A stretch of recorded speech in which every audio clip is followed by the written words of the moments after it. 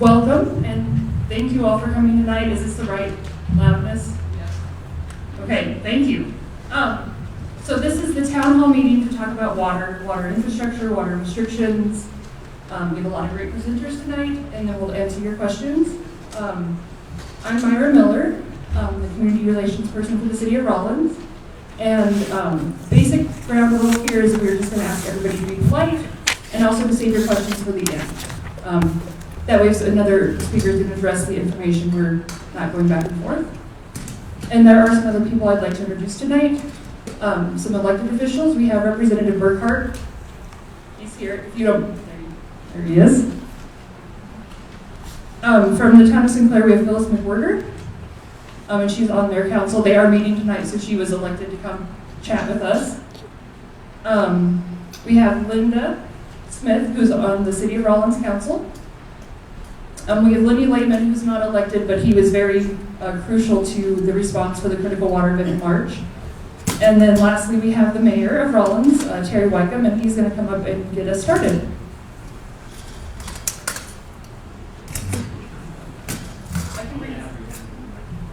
Yes. Thank you, Myra. I just want to say that Debbie and I moved here in 1978 for 2 years, and we're still here. This is a community. I look out at all these people, and I know almost every one of you, and I want to say I appreciate the fact that you're interested enough to come and get the real truth instead of Facebook truth and such like that. So, you know, in all of this, there's fault and there's responsibility. We have recognized the fact that who knows what fault it is. I wasn't here 100 years ago, close. But anyway, it is our responsibility to address this. And I want to tell you we've addressed it as quickly and as the best you do. And when these sort of things happen, you get the most important people behind you, and you hire the best you can possibly hire to go out and fix the thing, and they're going to tell you what to do. Thank you for coming.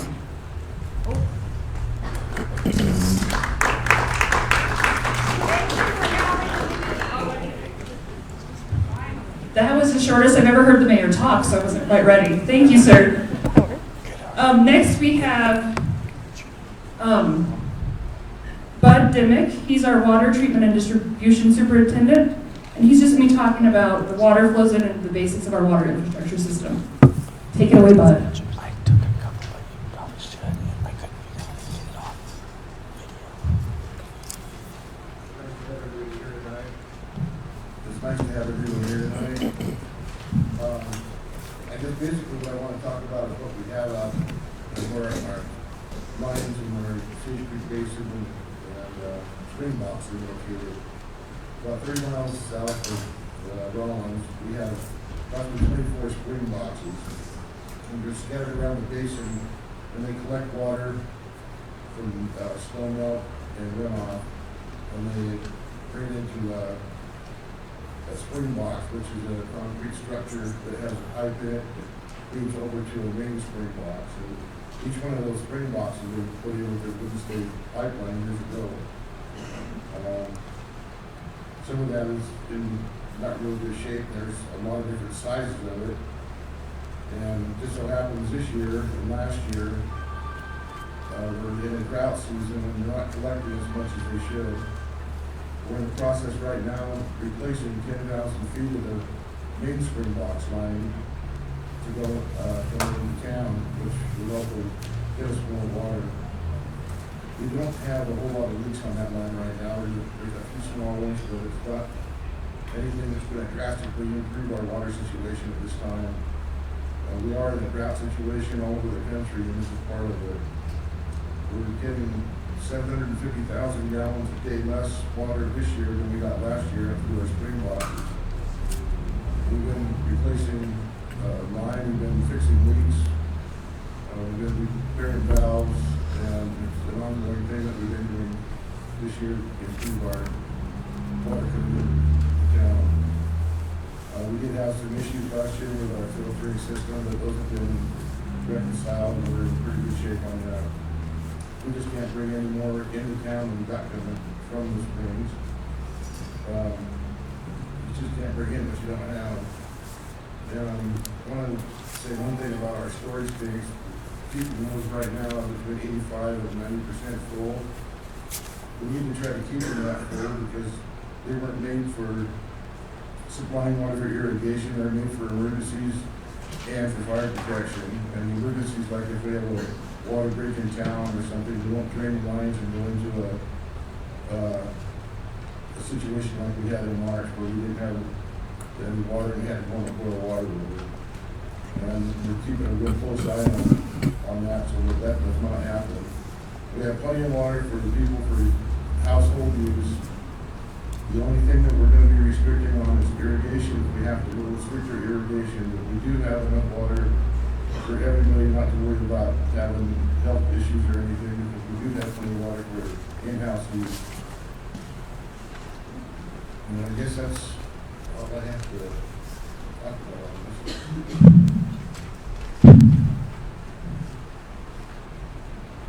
Thank you, Cody. Our next person is our city engineer, Gilbert. City engineer Austin Gilbert is right here, and he's going to go through the phases of the project that we're going to be doing, and then he's also going to talk about the work we've already started and some additional information about raw water in our community. Thank you, Austin. Thank you, Myra. Thank you, everybody, for being here tonight. So, at this time, we are working on an emergency project down south at Springs, where we're installing 10,000 feet of additional pipe. That is to replace the 105-year-old wood stave pipeline that we have in the Springs area. It's 10,000 feet of approximately, I think, almost 6 miles of pipe that's up there. I can't remember the exact figure, but there's a lot of that wood stave pipe that's still up in the basin area that needs to be replaced. And so this project was a start to replace that transmission line to try and get as much water to town. It was identified as an area where we were losing water, and we wanted to capture as much water as we could. And that was under Carl Smith, previous city engineer, and then picked up the project from his work. And Cody Dill is instrumental in that project as well, getting it started. So with that project, we should be completing the project close to mid-June, and in that we'll see a switch over to the new line. And in the new line, hopefully we'll see additional flows. I'm not sure how much of a difference it will make. There are no water meters up there at this time, but we intend on pressure testing the line soon. We've only got about 600 feet of the main transmission line to go to completion. It's been a project that started in December, on December 17th, and we're hoping to complete it here in mid-June. RMI, Rocky Mountain Construction Services, they have done a fantastic job being a partner for the city. They have worked diligently, weekends, holidays, just all the time that they can put toward the project. Their crews are staying up there for 3 and 4 weeks at a time, not going home to their families. And so it's really a crucial partnership that we have with our contractor, and they've done a great job. And so we give a shout out to RMI Construction Services for the work that they've done. Now, in that project, we have encumbered approximately $2.5 million to the project. We're expecting, my anticipation is less than $1.7 million to complete the project. It's been funded using ARPA funds, the general fund, and impact assistance funds. So that project is the start of what we're doing for a long-term rehabilitation of our existing infrastructure.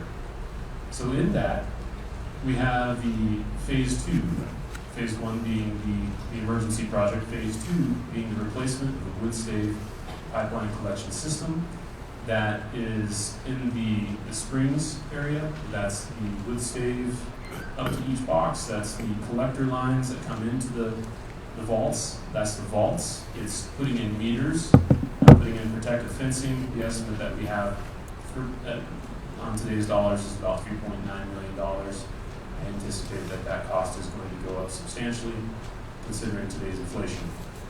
So the next project would be phase 3, rehabilitation of the steel transmission line.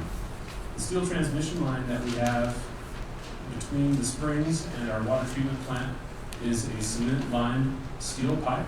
It varies in diameter between 20 and 22 inches. That line is corroding and beginning to fail, and we're seeing failures in the line, failures in the design of blow-offs. There was a cathodic protection system where we exhausted the cathodic protection, and it needs to be, we need to install a new cathodic protection system to protect the line to stop any further corrosion. The blow-off valves are in a position where if we operate those blow-off valves or exercise them, they will fail. And when they fail, it's catastrophic, where we lose a substantial flow to town. And at this time, we are not exercising those valves, and we won't until we have a contractor that has been mobilized and in the field and ready to do work.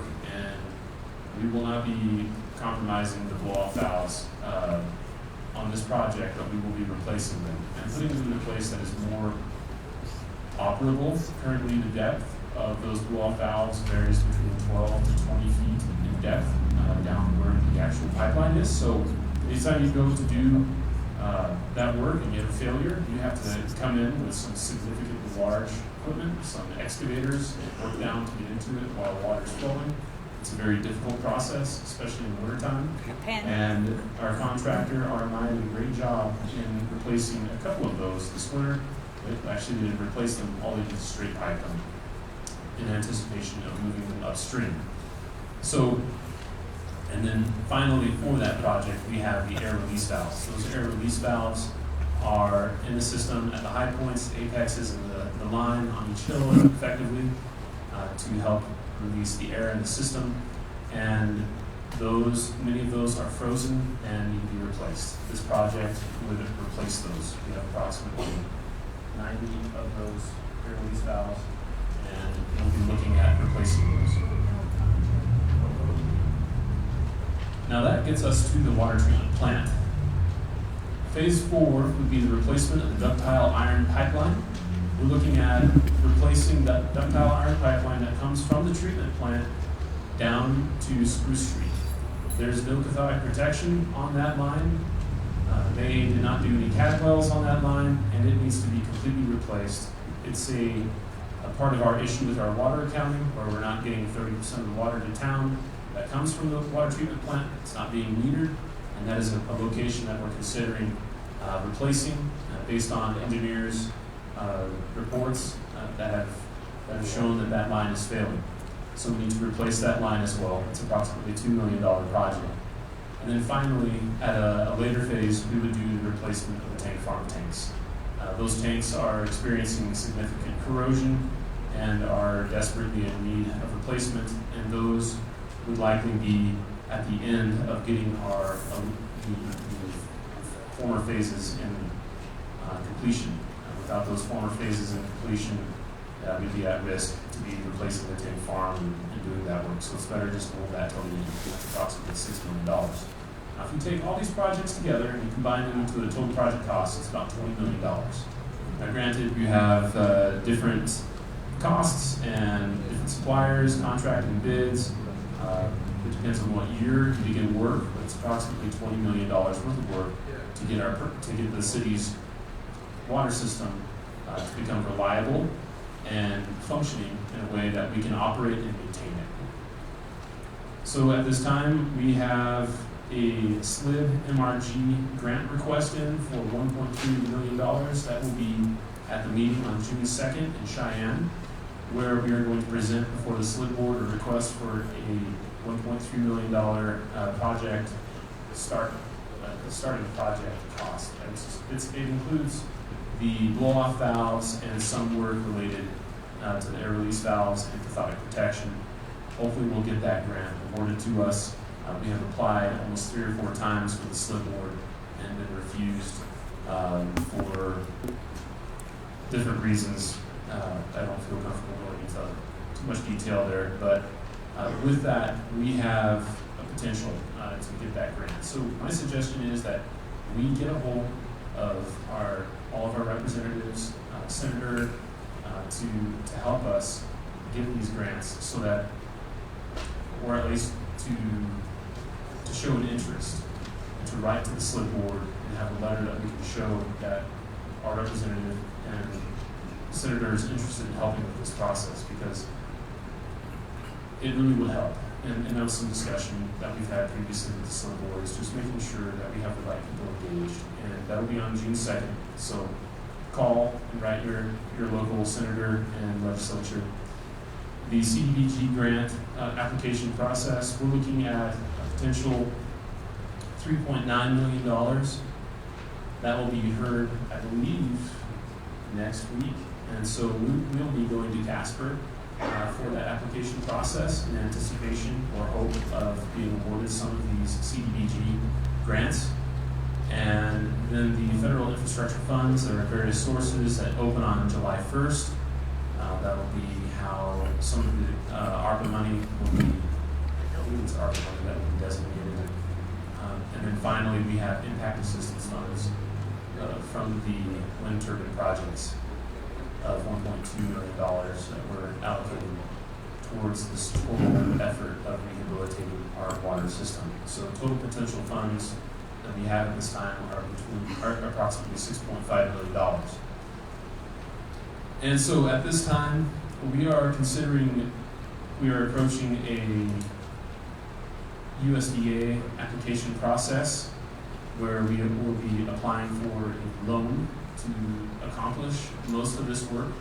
We've attempted to work with WWDC, but unfortunately we're unable to meet the deadline and have sufficient documentation to be able to apply and have a good shot at actually getting a grant or a loan. So we have moved to a USDA loan application process. It's a low interest rate loan, and it will take some time. We will go through a consultant selection process, have a consultant come help the city with funding the USDA PER application process. That includes a water model, determining what our water looks like in town at any given location and how it behaves. And then Point of clarification, please. We don't speak in acronyms. Tell us who the different groups you work with. Sure. Yeah, USDA would be the U.S. Department of Agriculture, and then WWDC is the Wyoming Water Development Commission. I'm sorry, if you work in this every day, the acronyms help, but when you get started, it's very confusing. So, yeah, thank you very much for the clarification, because I'm sure everybody else is struggling as well.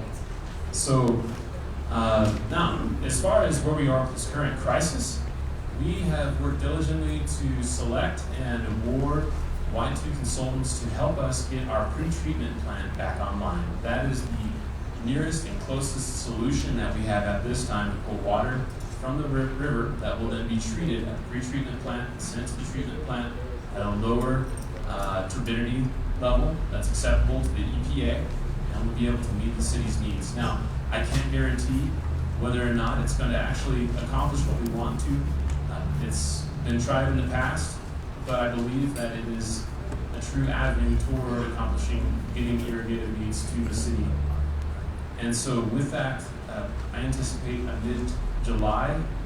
In mid-July, we can see work being finished to a degree where we can at least test some of these different appurtenances, to test the pretreatment plant. And then realistically, there may be some improvements that need to happen at the pretreatment plant. And so with that, the consultant will help do any design work to get the pretreatment plant to a position where it can treat the river water prior to the treatment plant. And so with that, I feel like I have answered, or not answered, I've gone through most of my content, and at this time, I will be moving to Abby, who I'm going to introduce Abby. She's going to explain the basic information about turf. Xeriscaping.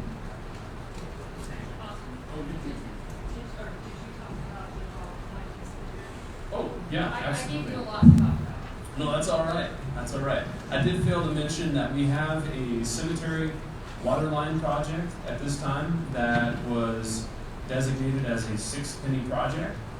The project is currently in the design phase where we'll pull water from the river along the cemetery, not the cemetery, but along the, from the Platte River station and into potentially either the Thayer Booster Station area or up into the cemetery directly using some kind of water storage or pump system. So with that, what we'll do is potentially reduce our use long-term, where we'll be using untreated water, secondary water, raw water, to water our green spaces. It is so expensive to use our good, clean, treated water for watering grass. And so we're working diligently to use raw, untreated water to accomplish that. And in that, we've developed a scope with WWC, that's Western Water Consultants, to determine our total need in town, all of our green spaces, not just the cemetery. And in that, we might be able to satisfy more than just the cemetery, but all the green space needs in the city, and do a long-term project. And that this is the first step in that we could get water to the cemetery using the 6 penny funds. But then in addition to that, size it properly so that we will in the future be able to expand our system. This is the opportunity we have now, so we can in the future have secondary water throughout all of our green spaces in town, not for residences, but for all of our parks and greenways. And I think effectively that is a very good direction for the city, potentially be seeing construction for the cemetery line as soon as spring of next year. Okay. Yes, thank you, Austin. And for those of you who joined us a little bit into the thing, just so you know, we are going to do questions at the end. So all of our presenters have a chance to go through their information. And our next presenter is Abby. She's an educator with the Carbon County Extension, University of Wyoming. She's going to tell us about plant stuff. So I work for the University of Wyoming Extension. I'm based here in Carbon County in Rollins, over in the Carbon buildings on the 3rd floor above the library. My job is to take education, research from the university and bring it to the people out in the communities. So I do different kinds of gardening classes. Sometimes I work with farmers and ranchers. I do a lot of farm programs with kids and just kind of exploring natural resource and like horticulture type topics. And I'm just going to talk a little bit about some plant things.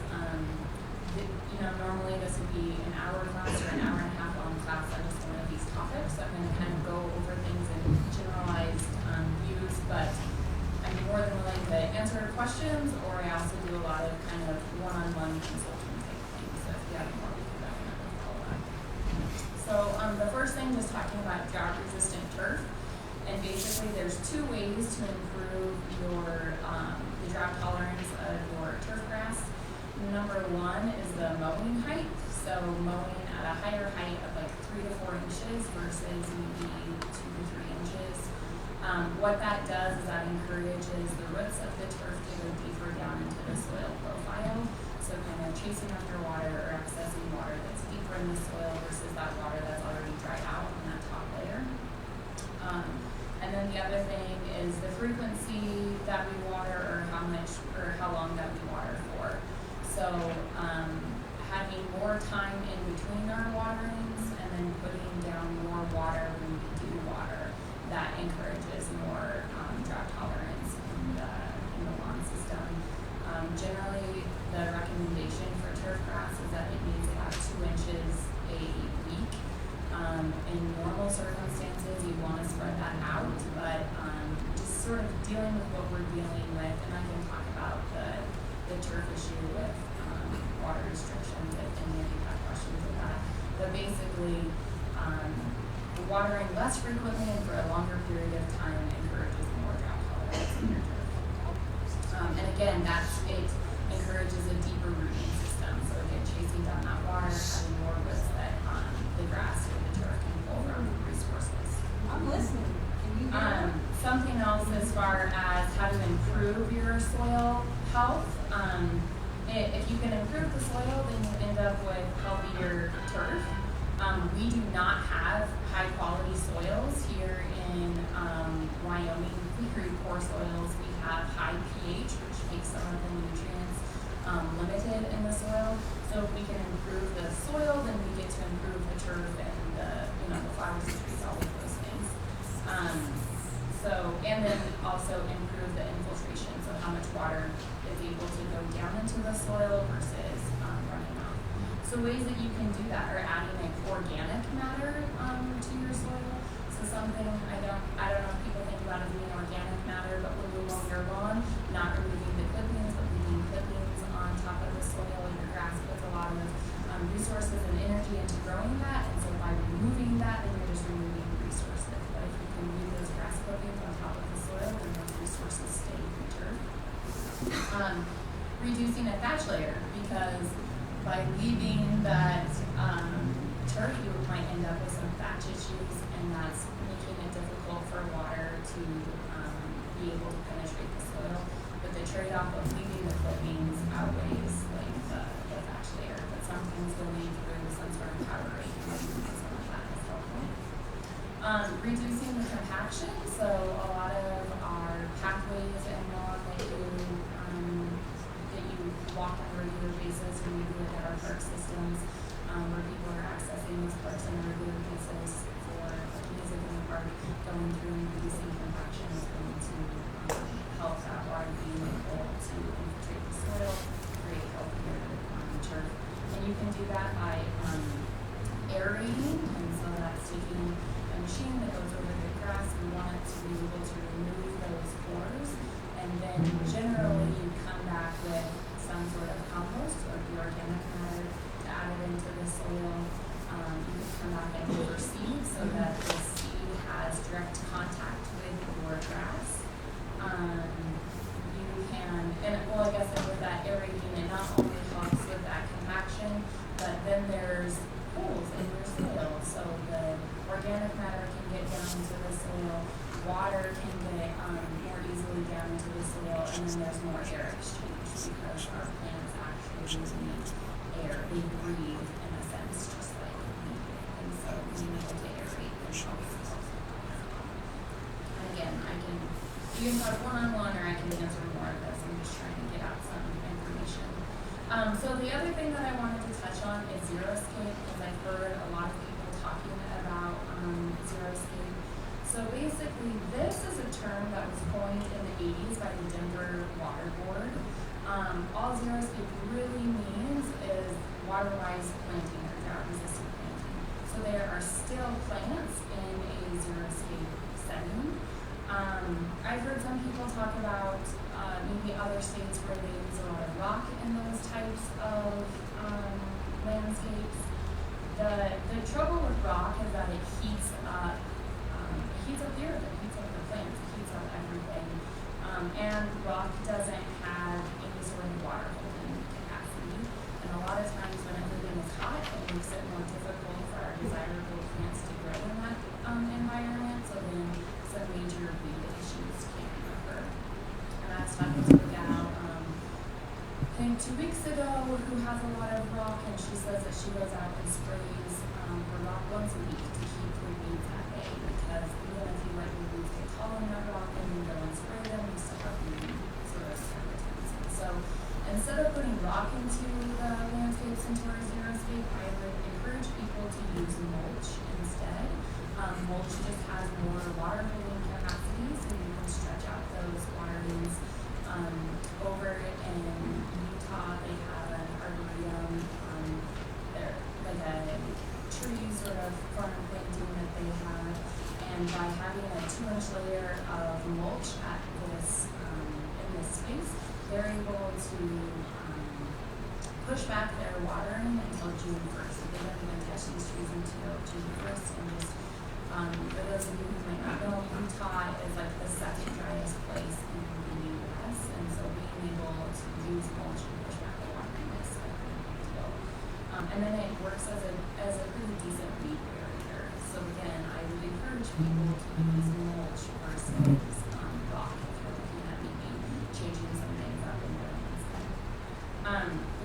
I have colleagues that the beauty of working for Extension is that there's specialists on campus that I get to tap into, or there's one of me in every county in Wyoming. My colleague over in Laramie just put together a mulch study looking at different sorts of types as far as weed barriers, and also blowing away the wind to see whether that's going to be a problem with mulch. So if any of you kind of have questions on that. And also just as far as thinking about xeriscape, I think that it's a great idea to be aware of what we're putting into the ground as far as drought tolerance and water requirements. But really, the drought time isn't a great time to sort of rip out everything and start over, because even our drought tolerant plants still need water to establish. So I was reading something the other day about a butterfly bush being very, very drought resistant. In subsequent years, you might only have to water it 2 or 3 times a summer, but in that first year, it still has very regular water requirements. And actually, our turf grass is pretty resilient, and it has a lot of sort of ecosystem function as far as keeping things from eroding and filtering and just some of those aspects. So I would sort of caution people of, don't give up and don't rip everything out yet, or let's talk, more before you make some of those choices. And then I just wanted to touch on some of the resources. So out on the table, I put several different handouts, a few of them from Utah State University on water-wise landscaping. There's a publication here on just sort of things to think about with your irrigation system, the kinds of sprinklers that you have as far as being better for evaporation and like getting blown off target with the wind. Drip irrigation is like 90% efficient, so if any of you are thinking about moving towards drip irrigation, there's an article on drip irrigation. Most of these are pretty quick digestible, just give you a taste front and back articles. Some drought tolerant launch species. This one is Smart Ways to Save Water, and this is out of Utah State University. I'm just thinking about if you want to save water, there's some things to kind of work through as far as looking at your sprinklers, maybe moving to drip irrigation, incorporating more mulch. Like I said, it has really great water holding capacity, adding organic matter to your soil to build up that soil health and make your soil more drought tolerant. Reducing how much water you use in areas that maybe aren't as your higher priority. So if you think about your landscape and where you want to direct priority, it's like start with the trees and shrubs, then maybe your vegetable garden, because that's what feeds includes you moving down to your perennial plants, because those are the ones that come back every year, into your annual plants, and then finally your turf. And it's not because turf is worthless, but because turf can be relatively tolerant versus like those trees. Those are high value and not going to, lose back as some other things could potentially. There's also the Barnyards and Backyards Live is a online webinar that we have. Usually it's throughout the spring, but they're doing a couple of bonus episodes right now on water topics. So these are live sort of interview shows where we interview a specialist or a guest, and you get to type into the chat. They're on Facebook and they're on Zoom, and you get to type in and ask questions and they get answered live. So last night we actually did one on prioritizing landscape watering. That's now available on YouTube. I just posted it today to our Carbon County Extension page if you want to check that out. On June 2nd at 6 p.m. there's one on efficient landscape irrigation, so talking about some of the drip line stuff. And then on June 6th there's one on otherwise landscaping for that Xeric. And these are interviews with specialists, so if you want to check those out and participate. And then just some of the things that my office is working on right now, looking at where there's a potential to work with our turf specialists on campus, looking at turf alternatives. I've seen a lot of turf alternative suggestions on social media. Some of them haven't really been tested for rhino winds. We have to remember that we live at high elevation in a very windy place, and so plants can sometimes get windburned. So looking at some turf alternative studies. There's been some talk about how do I know how much water is actually coming out onto my lawn if I turn it on for a certain amount of time. I'm more than willing to come to your house and help you determine how much water is coming out. If you water for 30 minutes, how much does that equate to in interest? I'm more than willing to do that service, and that's just a free sort of part of my job. I do regular yard call things, so if you have questions about what's eating my bushes, or why is this thing dying, what part of my job is to come to you and look at trees. I don't know the answer, but I get to send those questions to our specialists so they can answer those questions. And then just one other sort of research water thing that I'm looking at right now is being able to incorporate mold into like planter boxes and seeing if that adds any sort of water capacity, and there's some opportunities there. So yeah, and with that, that's kind of what I have to do.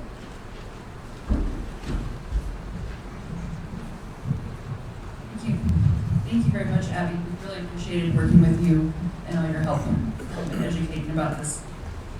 And just so you guys know, there's free mulch at the park shop, which is by the Recycle Center. So if you're listening to that, we have mulch for you, and there's a lot. And now we're going to have Shawn Metcalf. He's our city manager, and he's going to talk money stuff. So enjoy. Thank you. Can you guys hear me?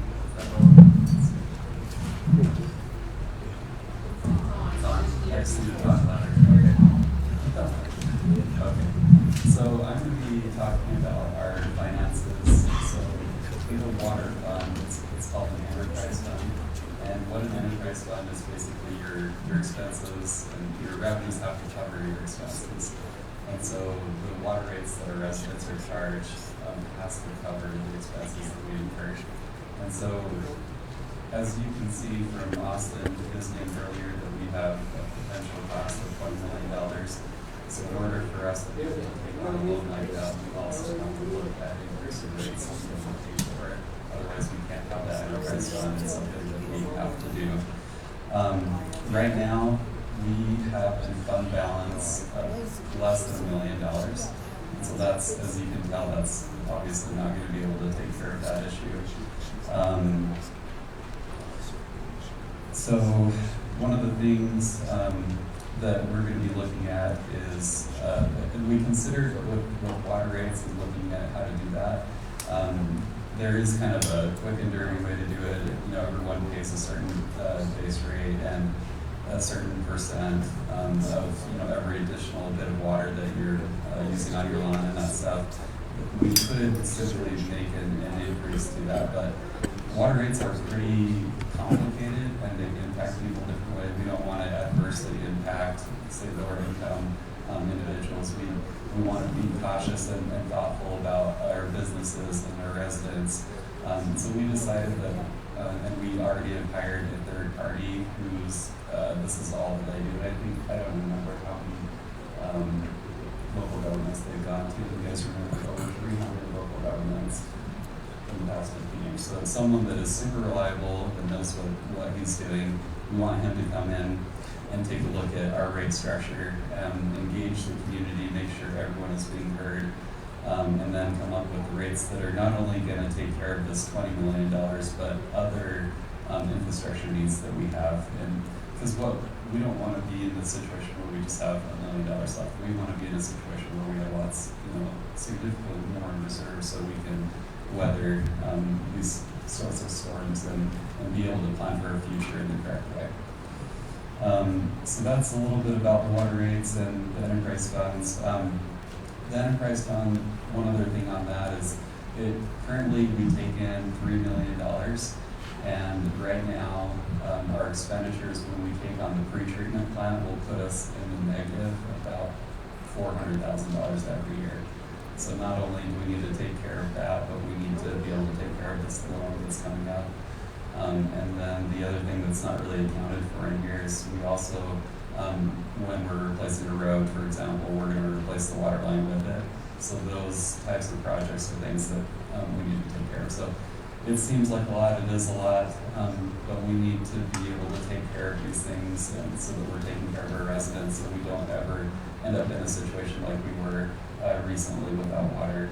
We want to take really good care of our infrastructure. That's our goal, and it's actually one of the strategic plans of the city is infrastructure. And I think that this is being responsible to our residents who have said that this is a priority for the city to look very carefully at this. At the same time, I do want to say that we have been pushing really hard on getting these grants. The CDBG, that $4 million, that was, I believe, 6 different grants in there that we applied for. Potentially with this new federal income that's been coming to the state that we just barely found out about. It's a lot of money that's coming to the state, and we are going to try and get every penny that we can. And I think this was mentioned, but we're going to push really hard. A lot of us are going to be going to these meetings to apply pressure and let them know we were out of water, like we are very high priority. And then having our, like Linda Smith, our council member, and Mayor, other council members come with us, try and get every angle that we can to be able to get as much grant funding as possible. It's super important because if we can get that, that means that we can keep our rates lower. So that's what we're going for. We're going to go all in on that. And we continue to just look at every possible source that we can to apply for funding. Fortunately, we do have a grants writer. I think I saw her, Andrea. Oh, there she is in the back. She is a full-time grants writer for the city, and this is her #1 priority is water infrastructure. And so I just want you all to know that we are working very hard to get as much as we possibly can for our residents and take care of our infrastructure.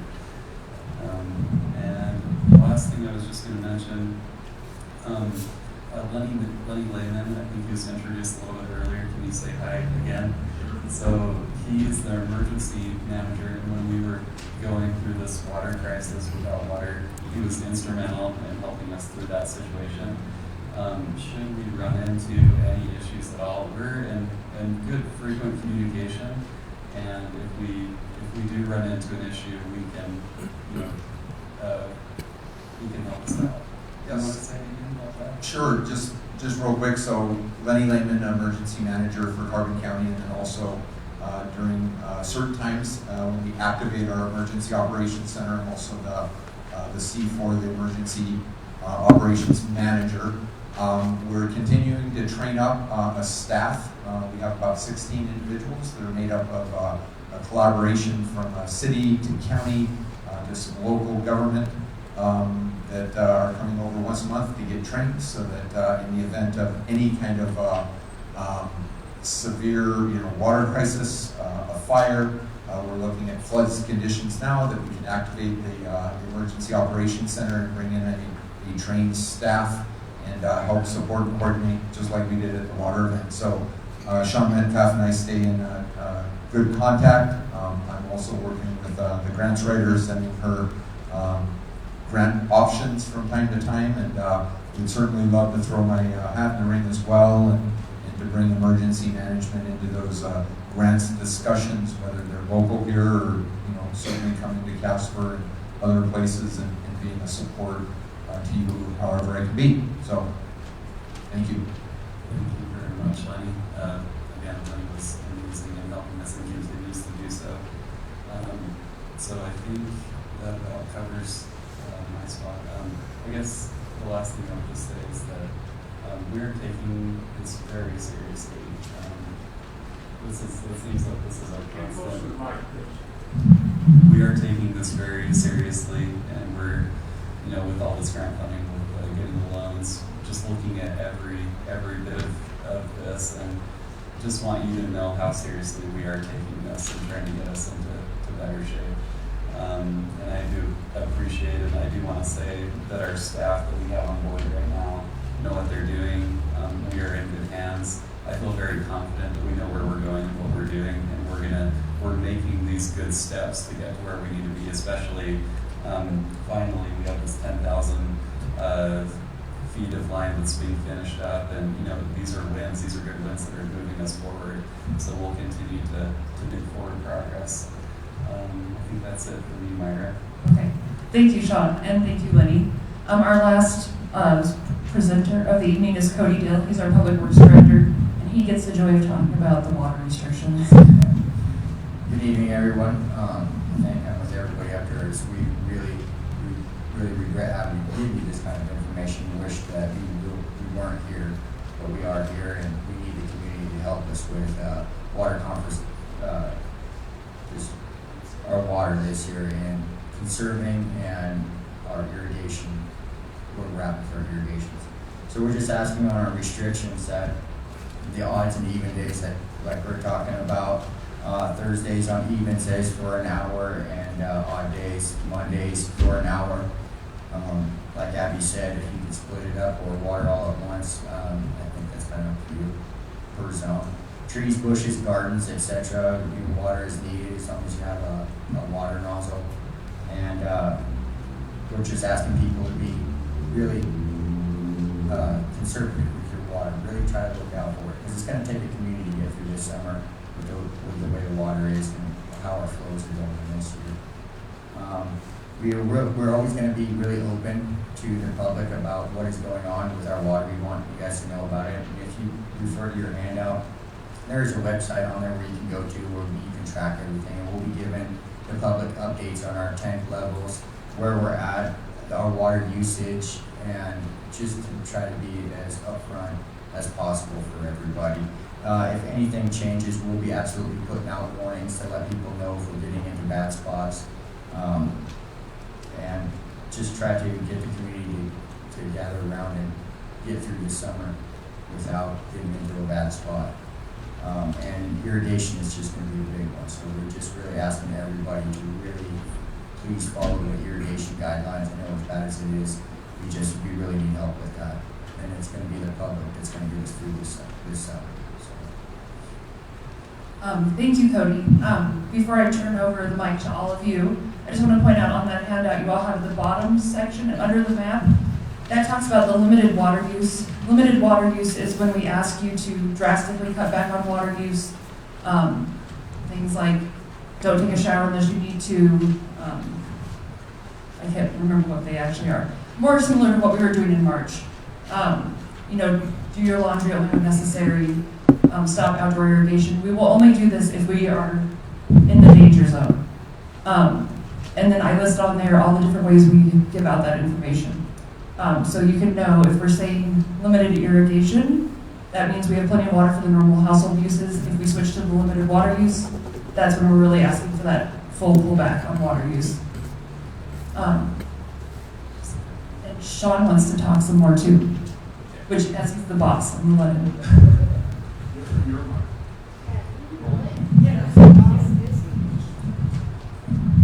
Okay.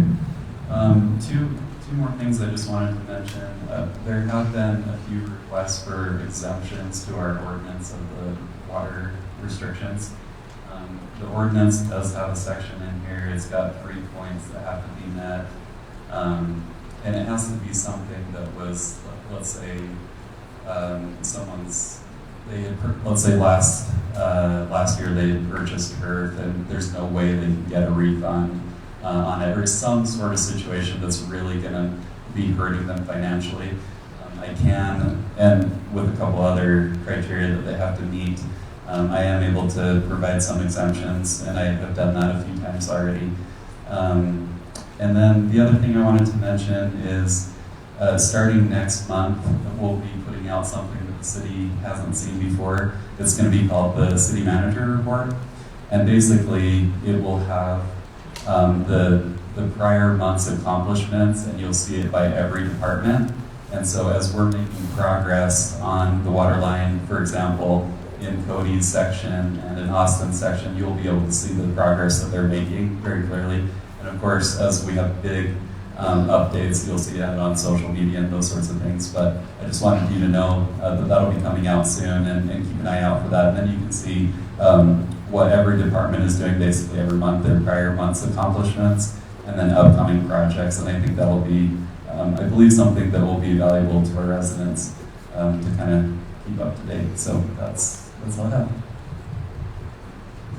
Now I'm going to talk a little bit more, just to make sure you guys know. I did list on there, but there's a couple of ways we do notifications. One of them is AlertSense, and this is the pre-emergency alert system. Lenny actually runs that system for the county with cooperation from all the different municipalities.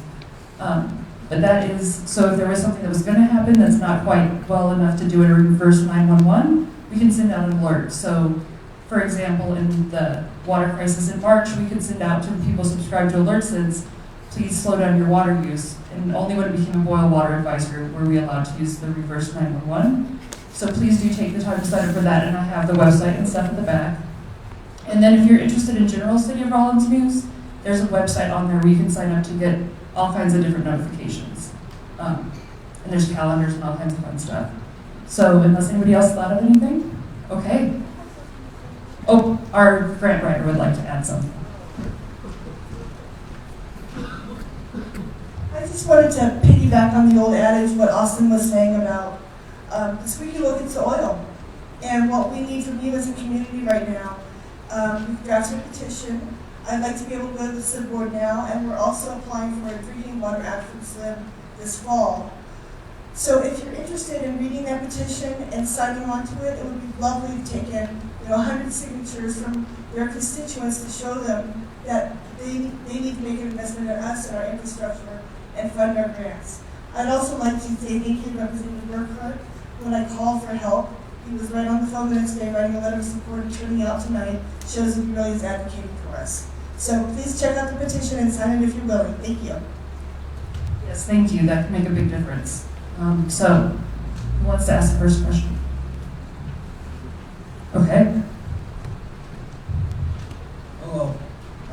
Most of you guys know me. My name's Arian. Just a quick couple questions here. So on the tanks, do we know, so the storage tanks are like 85, 95% right now. How much does the city use per day, and how often do those things get filled?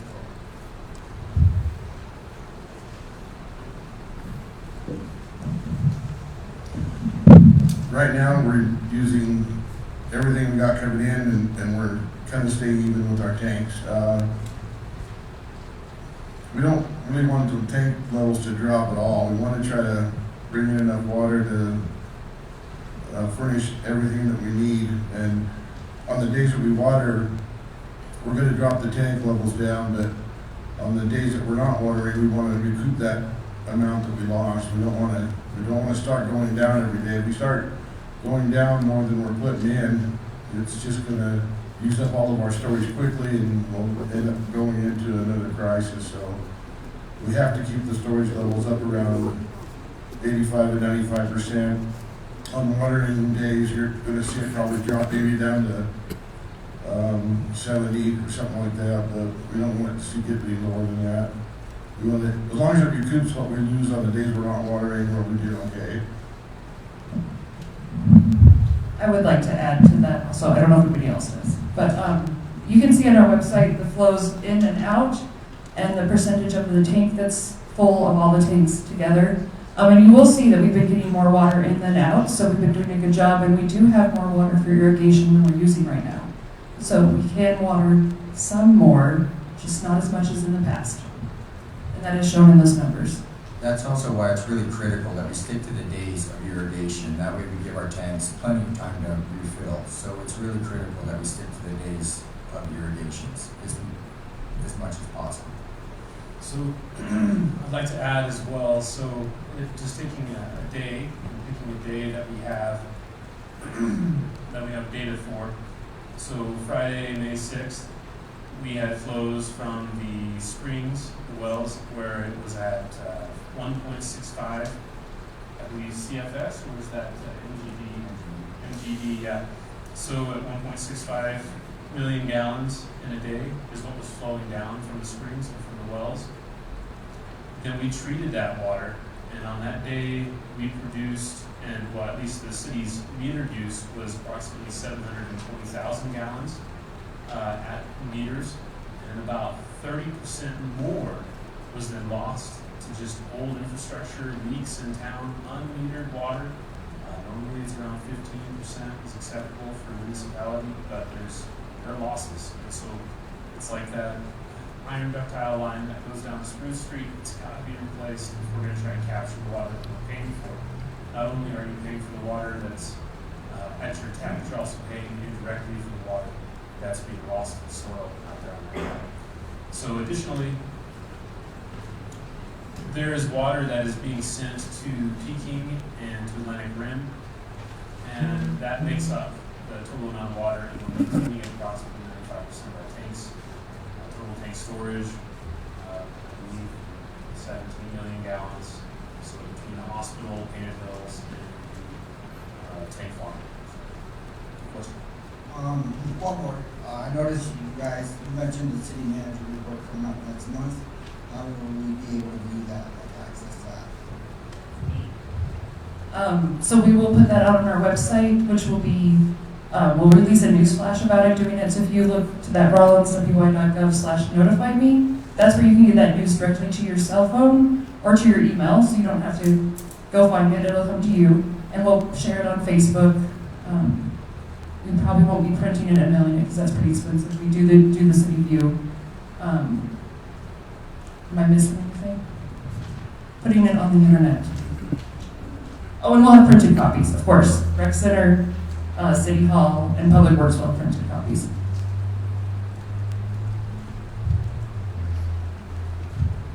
My question's for Austin. Talked about the pre-treatment plant.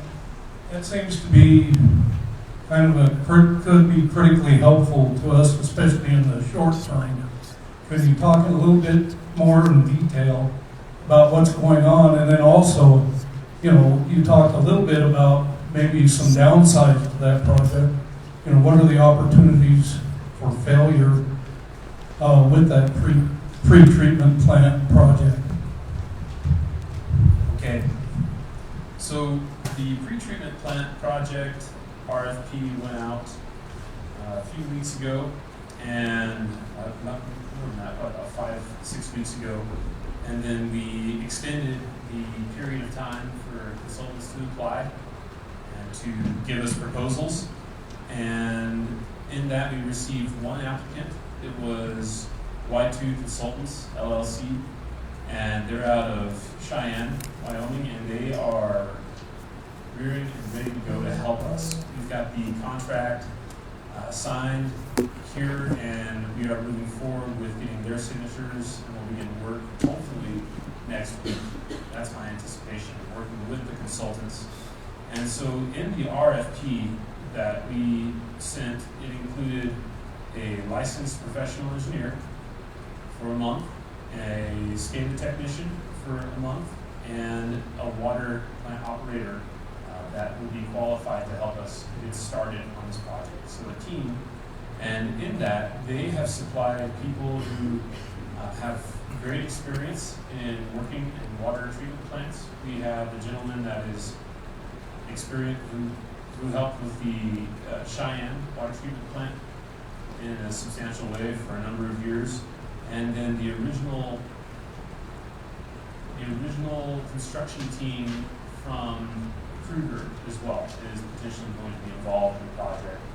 And with that, we're developing a strong team with the greatest likelihood of being able to accomplish the project. Now, it might be a short-term project where the infrastructure that we have at the pretreatment plant is in excellent condition and is designed for exactly what we need, and that could be very quick in terms of the turnaround, in terms of the startup. And with that, I'm anticipating as soon as mid-July, if that's a scenario.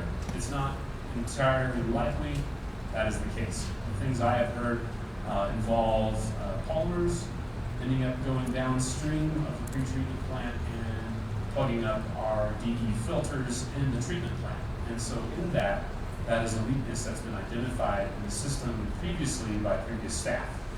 And I think technology has changed significantly over the years, and we'll be looking at all options to get the pretreatment up and running to be able to pull water from the river and get it to the public.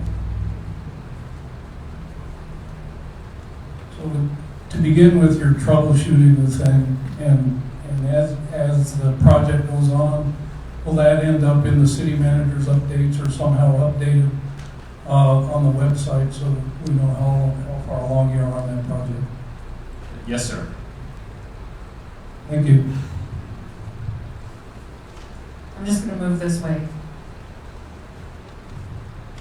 How long ago was that treatment plant built, and why has it not been being used?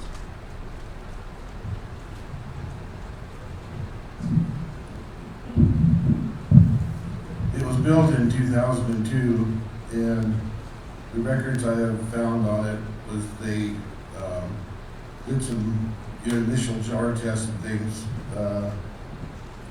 It didn't accomplish what they wanted it to. The filter runs were down around 8 hours a day. And then they came back in 2013 and made some type of improvements on it. And they had some recommendations come up on doing a different kind of a filtration system inside of there. But I don't know why it never happened, but it just never came into fruition. And I think it was probably the cost at that time, but there's been a lot of things changed since then on the technology, so hopefully we can move on and get this into operation.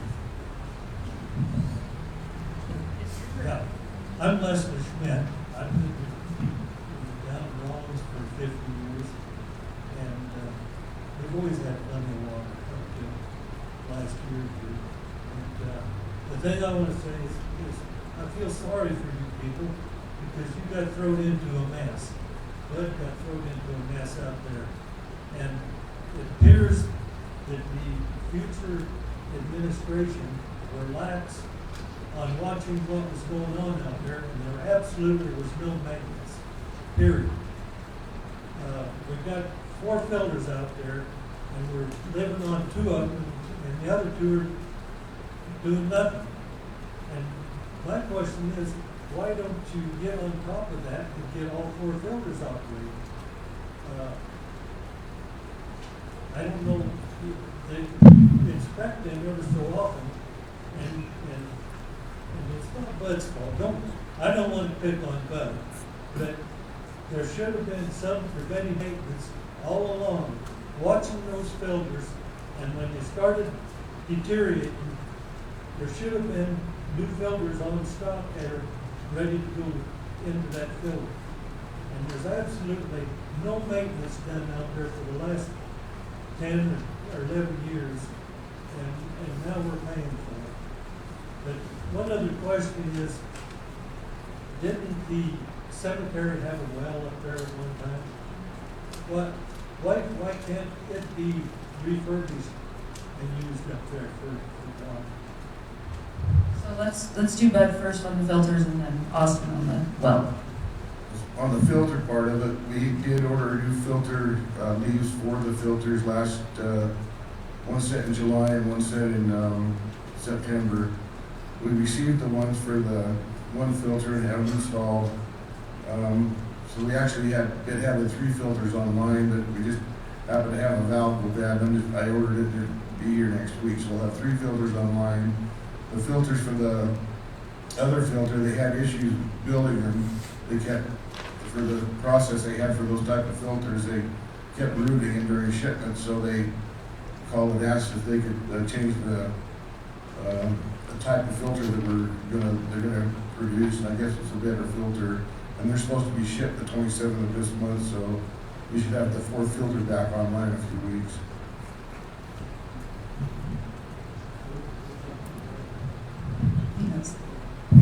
We are ordering extra sets of leaves filtered for our filters, so that way we always have a backup set. So if one of them goes down or we have problems with those leaves inside of our filters, then we can pull them out and put a new set in and send out to them. So we're never having some downtime on our DE filters. Also, we've had extra parts on hand that we put in stock this year. We've spent about $100,000 worth of valving and stuff that we have to keep on hand, so if something does go wrong, we do have it in stock.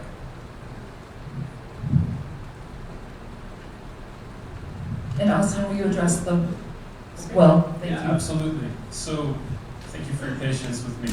So with this, we have the cemetery well. That well has a right of 0.557 CFS.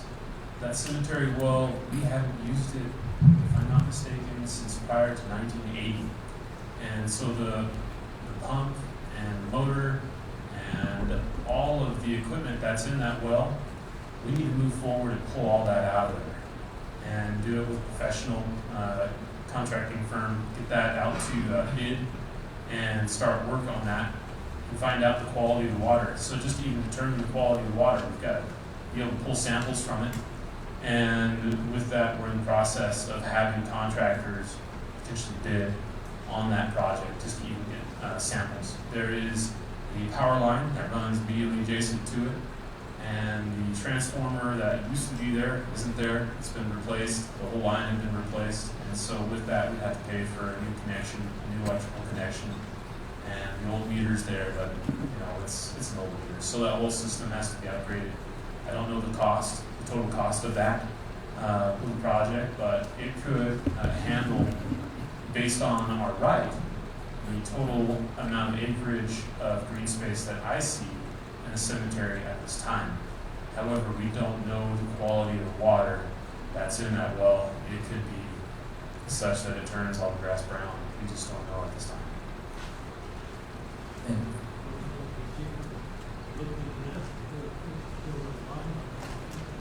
And you bring a good point. And I think that with that, we have this larger picture. What can we do to make this town an oasis? What can we do to do that? And using raw water is a means of doing that. And I think that if we are able to use that well in conjunction with the cemetery water line, we will be able to water all of the green spaces in town with secondary water. And we may even look at, there are other things that have been discussed. So on just south of the Justice Center, there's an area that belongs to the city that's kind of marshy and whatnot. That could be a storage area, a future reservoir that we could use to stage water for watering green spaces in town and just make this a beautiful place. And so with that, we could use as much water as we can. We have a total of, if I'm not mistaken, approximately 14 cubic feet of water per second from the springs that we have rights to. It's not proven, but we have that much water right. We're using approximately 2 today. That's how much we're using on today's water right. We're using less than this, like 1/7 of the water that we have rights to that we really should tap and look into. We can make this a great water-rich town. We have the rights and we have the opportunities. It's just going to take time.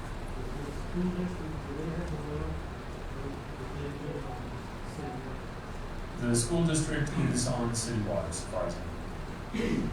And to your maintenance question too, we are, going through all this, we have started to implement a maintenance program and a maintenance manual for future. For whoever gets in, we have timelines that are set when we replace parts, when we replace valves, so that we can actually have a maintenance schedule for our transmission line, our spring boxes, our plant, everything. There's going to be a record and a maintenance manual on how to do it for the future operators in the city. So that is one thing that we are absolutely looking to do, implement and put into place. I also want to mention too, our finance director just got here this week, which has been amazing to have him. He's a CPA, and he and I were just talking about depreciation, and I don't think that in the past the city's done a great job with depreciating these items that need replacement eventually. And so that's something we're going to be looking at really closely and making sure that all these items are replaced when they need to be replaced, and that we're just not scrambling to get money, we'll be planning ahead. There was one last thing I also wanted to mention as well, and I don't think anybody's mentioned it at this point, is the filters in Saratoga. And so I went and visited with John Winters a couple of days ago and took a look at what they have. And they have a diatomaceous earth filter system that is in storage right now, in open storage. And so we're looking at doing what we can to potentially incorporate that into our system. They're not using the system at this time, and it might be of great benefit to us to work those in tandem with either the pre-treatment plant or the treatment plant.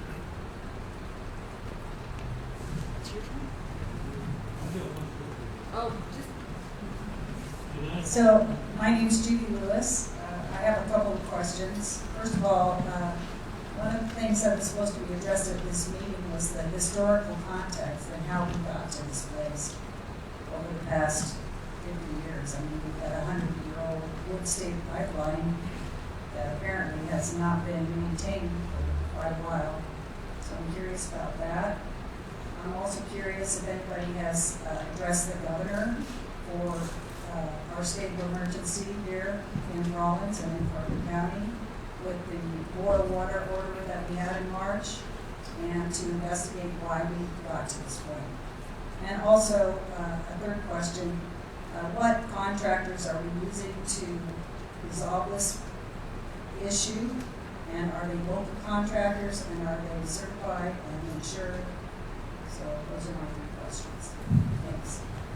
And I can kind of answer to that. I can't really talk to the point of why in the past it wasn't looked at. We're all pretty new. Yeah, we don't know why, and I'm not going to sit here and try to make excuses or anything. It's just, we're here to fix it. I appreciate that. So, and we're just moving forward. We're not looking to the past, we're looking to the future. But part of this meeting was supposed to be talking about how we got here. So I have not heard anything about that.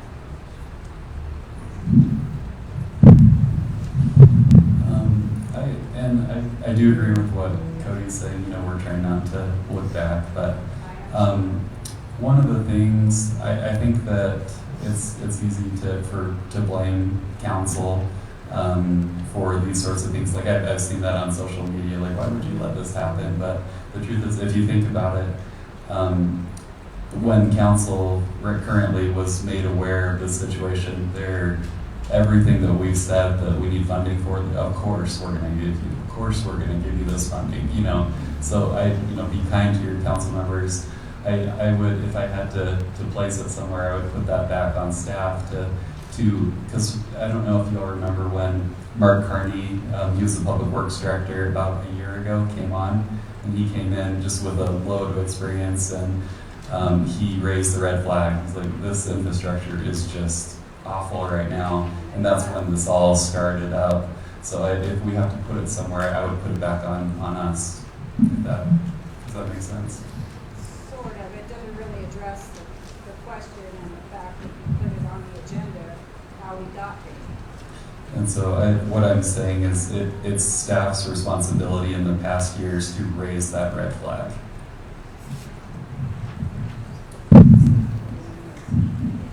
And to your other question, the contractors that we have is Rocky Mountain Industrial.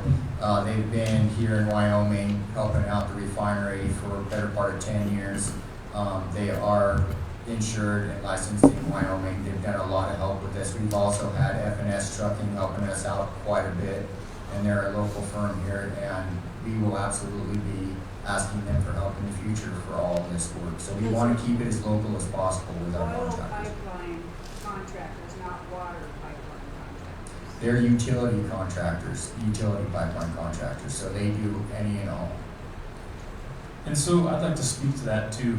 So in our current situation on the project that's south is that we have an emergency, and that was an emergency contract, and just trying to get that done as quickly as we could to prevent low pressure situations like we experienced in March. So with that, we anticipated there being future problems. We didn't anticipate them coming so soon, but we've been working on it on an emergency basis. We declared a state of emergency. I can't remember if it was July of last year, I believe. And so the staff has been working on that, and now where we're in a position where we're not in a low pressure situation, where we've been in this process of looking at all of our assets, coming together with a capital improvement plan, looking at the big picture, taking a step back and looking at everything that we have as assets. We're coming up with a big plan. It's going to go to bid. It is going to be awesome. It's going to be good. I think we have the question about the state. I don't know who wants to handle the discussion with the governor. The SLIB funding.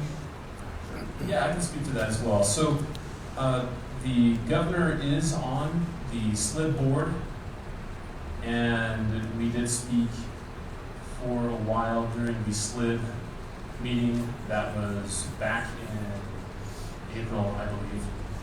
And so at that time it had been discussed, and with the prioritization and in terms of what they consider to be an emergency and just the lack of funds that they have in their coffers, there wasn't a lot at that time that SLIB could do to help the city vaults. And so working together, we're still hoping that as these ARPA funds are being released, that we'll be in a position shortly to be able to get some of those federal funds.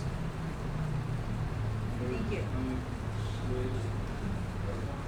Yes, sir. Yeah. So SLIB is the State Lands Improvements Board, and the MRG is mineral royalties grants, and then finally ARPA is the American Recovery Rescue Plan. So the SLIB board is made up of the 5 highest elected officials in the state. So those are the people making the decisions, and that's who the petition will go to fund us on the water infrastructure.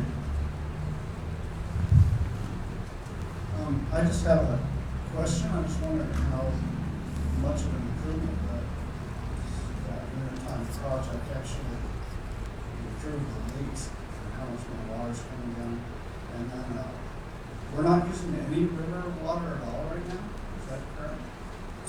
So right now, the 18,000 feet of 18-inch line that we're working on is just getting finished up, getting in the ground. So we're actually not running that pipeline as of right now. We're still on our original wood stave infrastructure pipeline. And what we're doing with the river waters, we are pumping it up to Atlantic Rim, and we're filling Atlantic Rim with our little bit of extra spring water we do have and river water for preparation for the pre-treatment plant. When we get that online, we'll be using that reservoir to pre-treat water.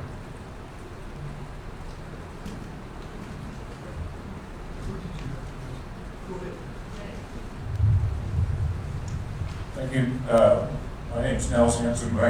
Most of my questions were asked earlier, but I'm going to bring it back to you. Being in business and maintaining water systems for the last 48 years, you've got to look back.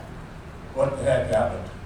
Just having put together a maintenance manual and say we're gonna address it in the future doesn't cut it unless you've identified what the problem was in the past. So I gotta have some information of what you're changing, what's gonna be done differently. So before I'll even consider contacting any elected official and urging to support and do something. You can't ignore the past. You got to learn from it. And I would like to have some clarification. There's been so much information, so to speak, put out there about how much water's being lost, all that kind of stuff. But somebody gives us a straight answer about how much water is being lost. Yeah. The most recent number I've seen was 45 million gallons per minute. That was in a news article I read this morning. Please. Yes, that was the wrong number. I don't know where they got that from. So the 45 million gallons per minute is ridiculous. I'll let the other people answer the questions. And if you guys have read the water report, there is some detailed information about like blow-off valves and stuff in there. But I'm sure these guys will go into more detail. Okay, so a lot of it comes down to our water rates and effectively trying to fund programs, and a lot that had happened in the past was one replacement at a time. What can we do with the money we have now? What kind of grants can we go after? It wasn't an asset management program. They weren't looking at the big picture. They relied on a lot of work that had been done 105 years ago and said, that's good. Or they put in a cement steel line, that was good. But in how things work in the long term is that we have a capital improvement plan where we look at the costs of having to replace things on a regular basis. Like even our water treatment plant isn't going to last forever. Nothing that we have lasts forever. We can maintain and maintain, and there comes a point where our maintenance costs exceed the cost to replace. And so with that, we have a capital improvement plan that has been drafted, that we're working with City Council. And so we're looking at the big picture. How can we solve the long-term problems and fix the problems from the past, capture those? Because right now, you're right, we are dealing with problems from the past, but there are a lot of extenuating circumstances too. So the soils that we have are very aggressive, and especially with steel. And so with This isn't news. right, and so with that, the attack on the line, that was not looked at as an asset management plan where we continually update the cathodic protection on the line. And so with that, we're doing that now, and we're looking into the future, looking to what we experienced in the past. We're taking into account all those things. We're looking at capturing those costs with our future rates, with our rate expert that is from WARS, and working with Carl Brown to determine all of our assets for future, and so that we can plan and have a balanced budget regarding all of the work that we're doing for municipal water. Did that answer your question, sir? Sort of.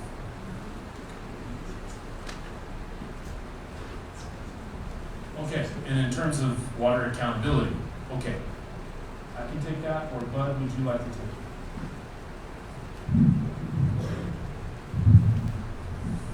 As far as the water loss goes, the way we measured it is what we have going through the meters with the city hall records and what we're producing coming out of the treatment plant.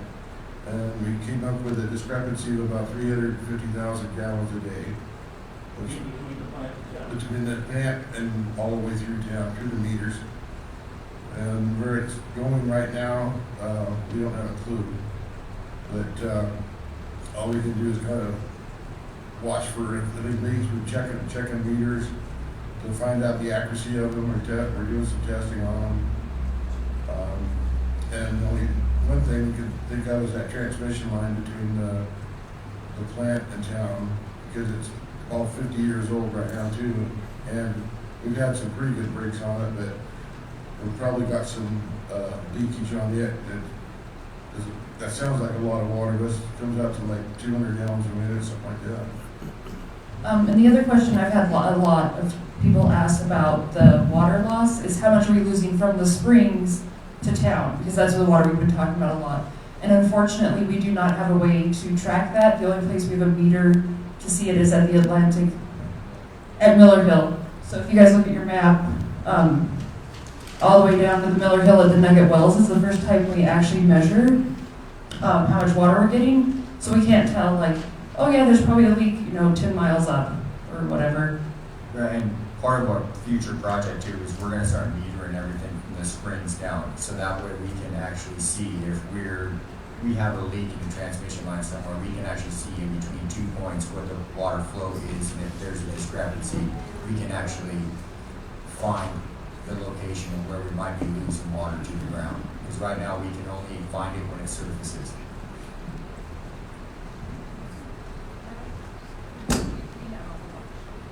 Hey, my name's Rod Schmidt. I'm Wes's boy. Been here 55 years. I'm going to come at this from a different angle. First of all, with all due respect to the panel, I know you've got a tough position here and everything, but there are just some questions. I look at us coming out of the winter time here with basic minimal rates, minimal usage, and I know from what my parents are paying, I know everything's provided: water, sewer, landfill. So roughly $20 to $22, $25, something like that per household, I think is a minimum rate, if I'm not mistaken. Okay.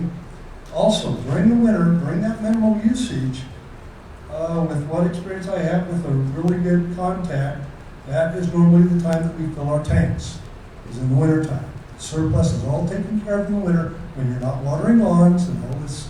So, all right, when we came into this spring, this March thing, tanks should have been full. Okay? And so I've got to ask this question too, from a financial standpoint. So it'd probably be you, Shawn, that would come to answer on this. And that is, if you take into consideration how much is taken in fiscally by the whole town, including commercial rates for people downtown that have businesses,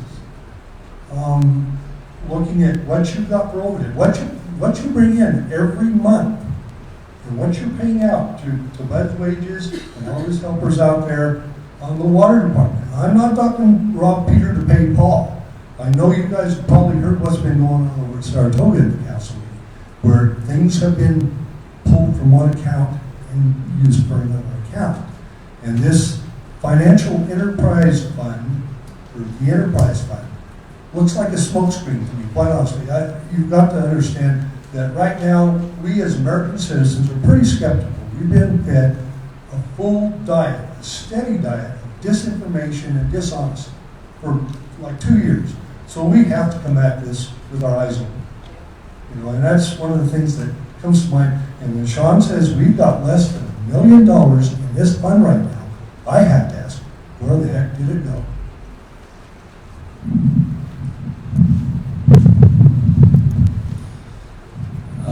Well, I can only speak to the short amount of time that I've been here. I think the problem there is that the city has not raised water rates in 8 years. They haven't raised any rates in 8 years. And to be able to have that fund reserve, we should have raised, my personal opinion is that it's better to just raise a little bit at a time so that you're taking care of those needs as you go on. And so I think that the reason we don't have reserves is because we haven't been raising rates to take care of our needs. And that would be my main question, Shawn, is how much is taken in from the whole city in a month? And then look at the overhead, the payroll, and everything, and show us the numbers. And that is on the budget, which is on the website, but I can link the budget as a whole on the Rollins Water page. It is going to third reading, so it's next year's number. On that note right there, when they even talked about that back then, they were supposed to go and see, like, Penitentiary only had so much, 1 meter going in there, and that was the same with the motels down.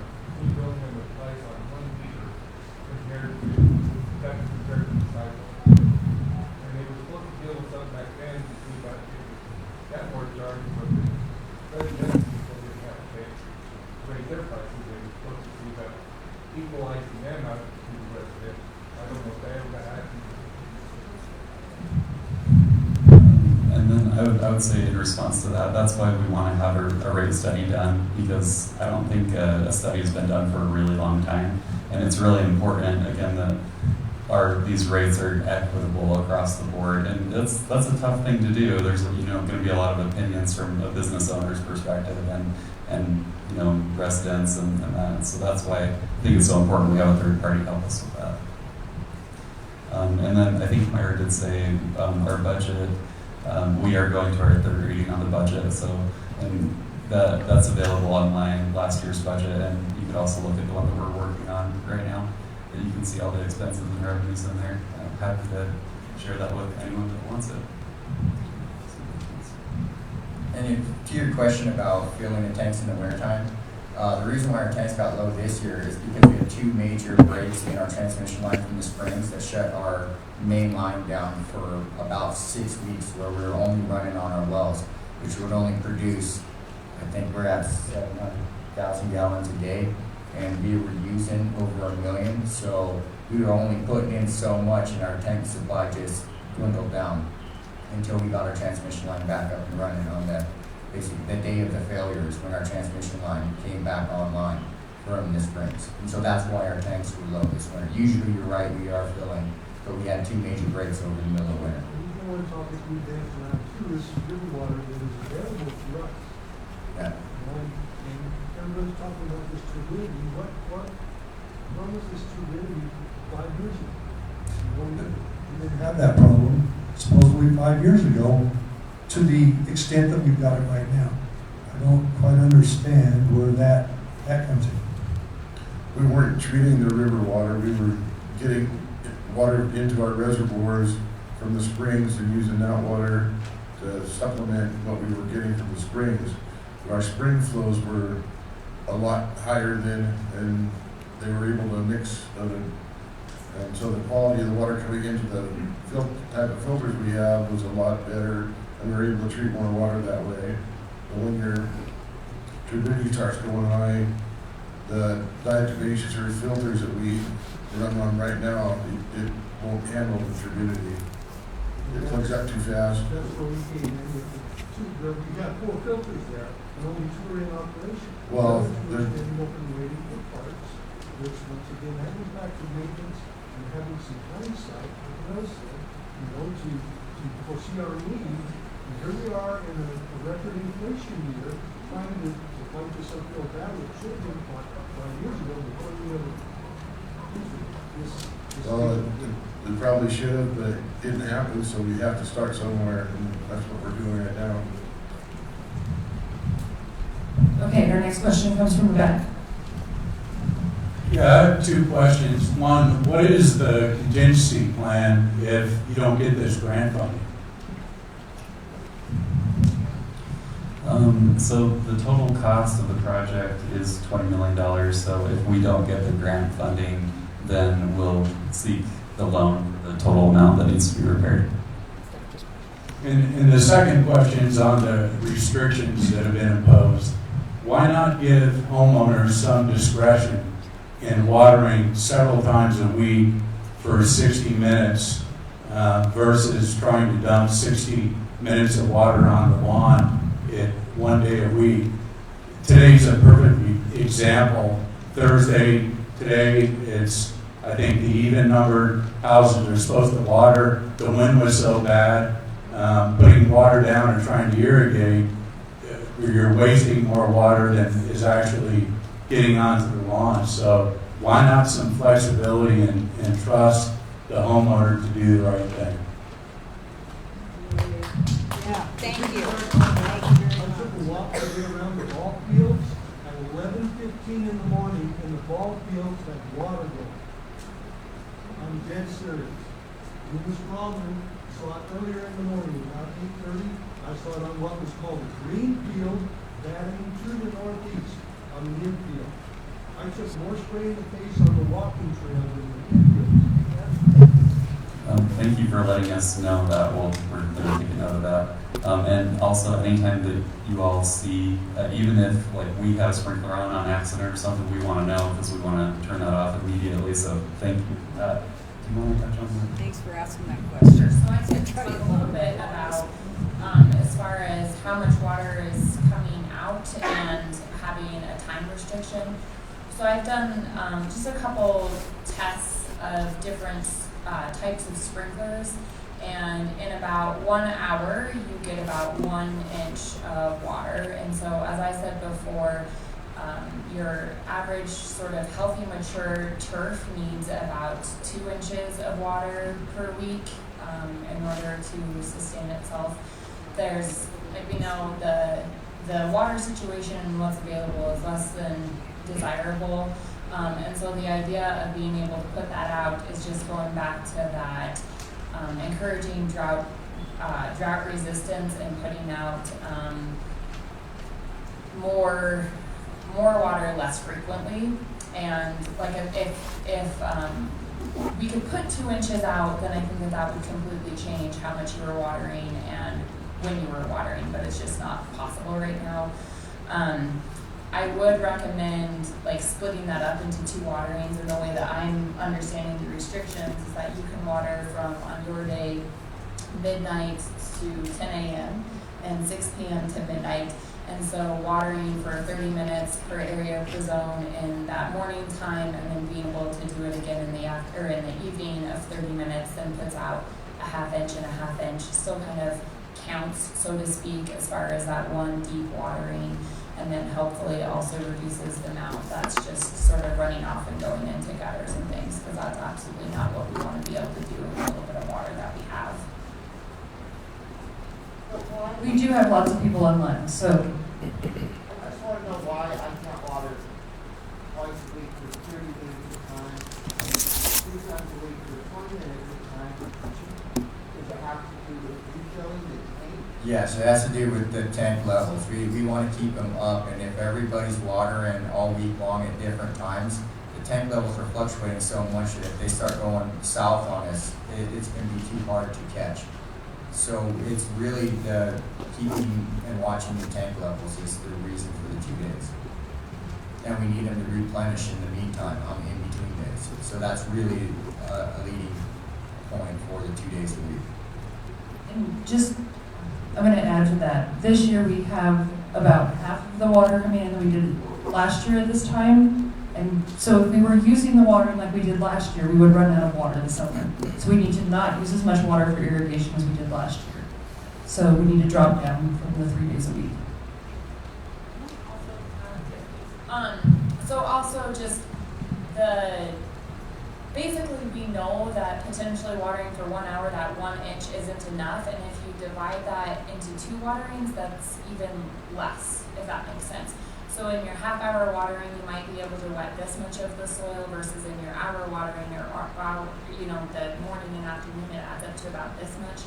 And I mean, that's just an arbitrary. But forcing those roots to go down into the soil profile and actually chase that water, establish itself more, versus those 15-minute waterings for a short period of time isn't wetting as much of the soil surface. And again, this kind of goes back to there isn't enough. And so we're doing the best that we can with that little amount, if that helps or makes sense.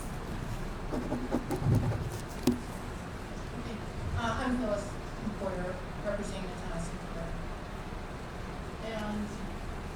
And in 2002, there was a water agreement between the town of Superintendent and the city of Romans. We supply you guys with 2 CFS of river water. In return, we are supposed to get 1.2 CFS back as treated water. Up until just a few months ago, and Shawn, when he came in, we found out not a drop of that water has been treated for our town. The city, he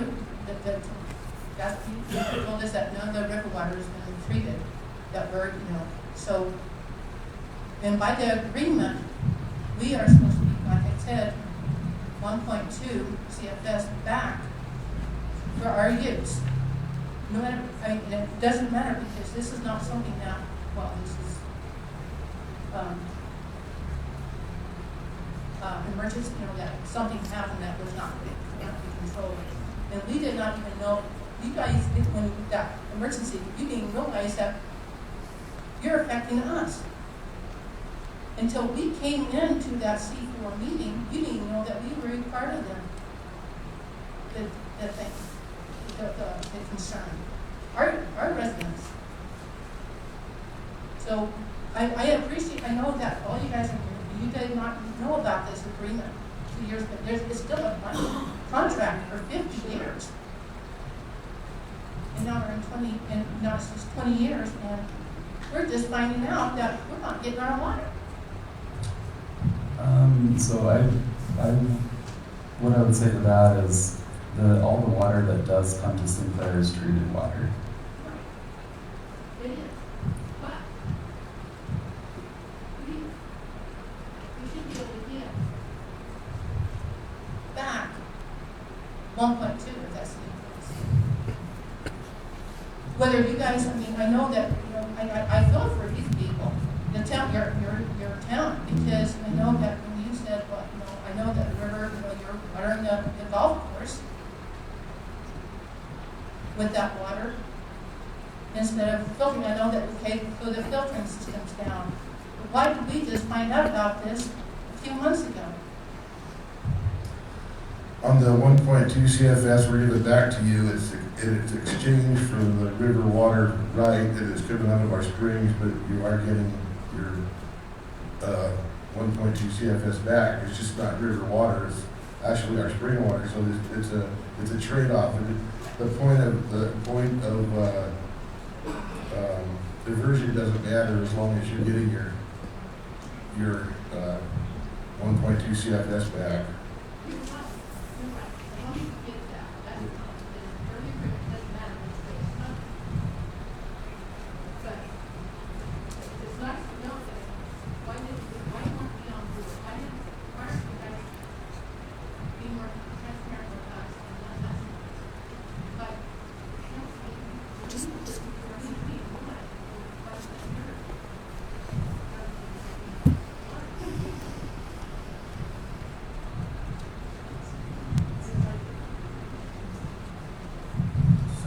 We've always known that you're part of our water system, but we kind of the agreement is that you guys get to do what you want with the water, so we just keep supplying the water to you and give you the 1.2 and let you guys have it.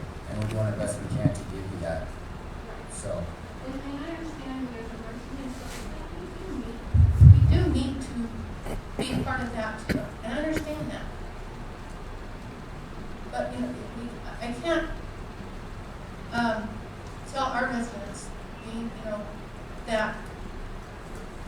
that see this weight to us because we're supplying this, that you're wasting it, not wasting it, but you're using it on certain things that instead that we can water our lawns, it's going to water the golf course or something that's more important for me to progress than the golf course. I don't golf. The golf course is non-treated water, and what the agreement was for you guys was to get treated water back, and that's what we're giving you is spring treated water. So the raw water that we're pulling for the golf course, even if we were to do river water, it'd have to go all the way up to the treatment plant, be treated and send it right back. So we're just utilizing our energy better by dropping the water to the golf course and giving you the better spring water out of the mountains at the rate that you asked for.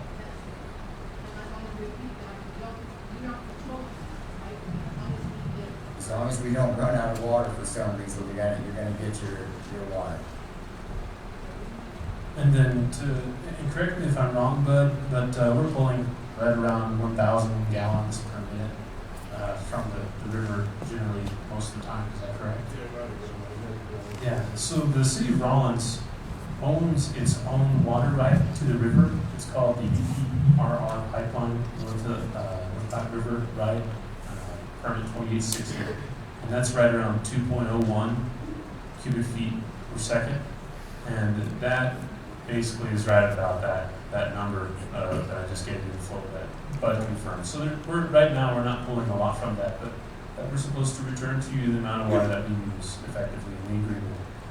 And that with that, it also says that in the event of a malfunction of the treatment systems and or the delivery systems of the City of Rollins beyond the reasonable control of the City of Rollins, the delivery obligations of the City of Rollins and the Town of Sinclair may be reduced. But only pro rata, with a reduction of delivery of water to all other users of water from the water system of the City of Rollins. So we feel your pain.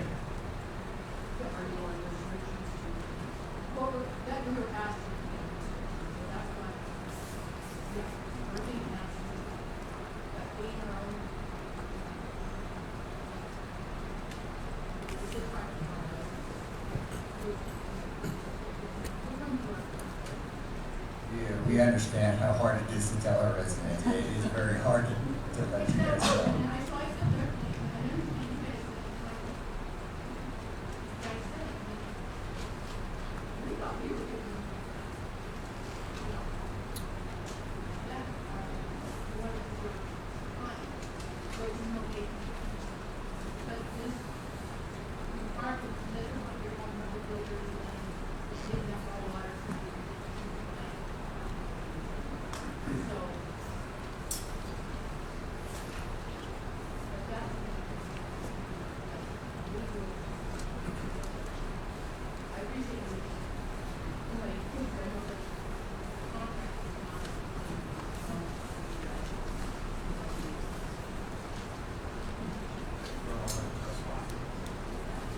Okay, so we have the next question from the back. Hi, my name's Anna. This is taking a step back to the money question. You mentioned that if we did not receive the grants, you were going to try to fund it with loans. With the Fed increasing interest rates and projecting to increase them over the coming year, what is the timeline for when you'll make the decision if we're going to go after those grants or after those loans? Because sooner seems better than later with interest rates. You're absolutely right about that. The longer we wait, the worse that those loans will be. The grants, the CDBG, we should know. We'll get those next week. And then SLIB, we're going only, I think, a week after. We'll know about that. So, and then we have all the grant funding from the state, that there's a ton right now. We want to kind of see that timeline and see what we can get there. And then basically, it should be right after that. Do you think maybe November? Something like that. Is that what we're? Yeah, I think this could be a good day.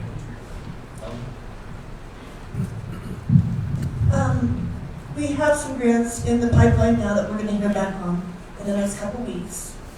The big money from the Biden Infrastructure Law and the American Rescue Plan Act is being announced on July 1st.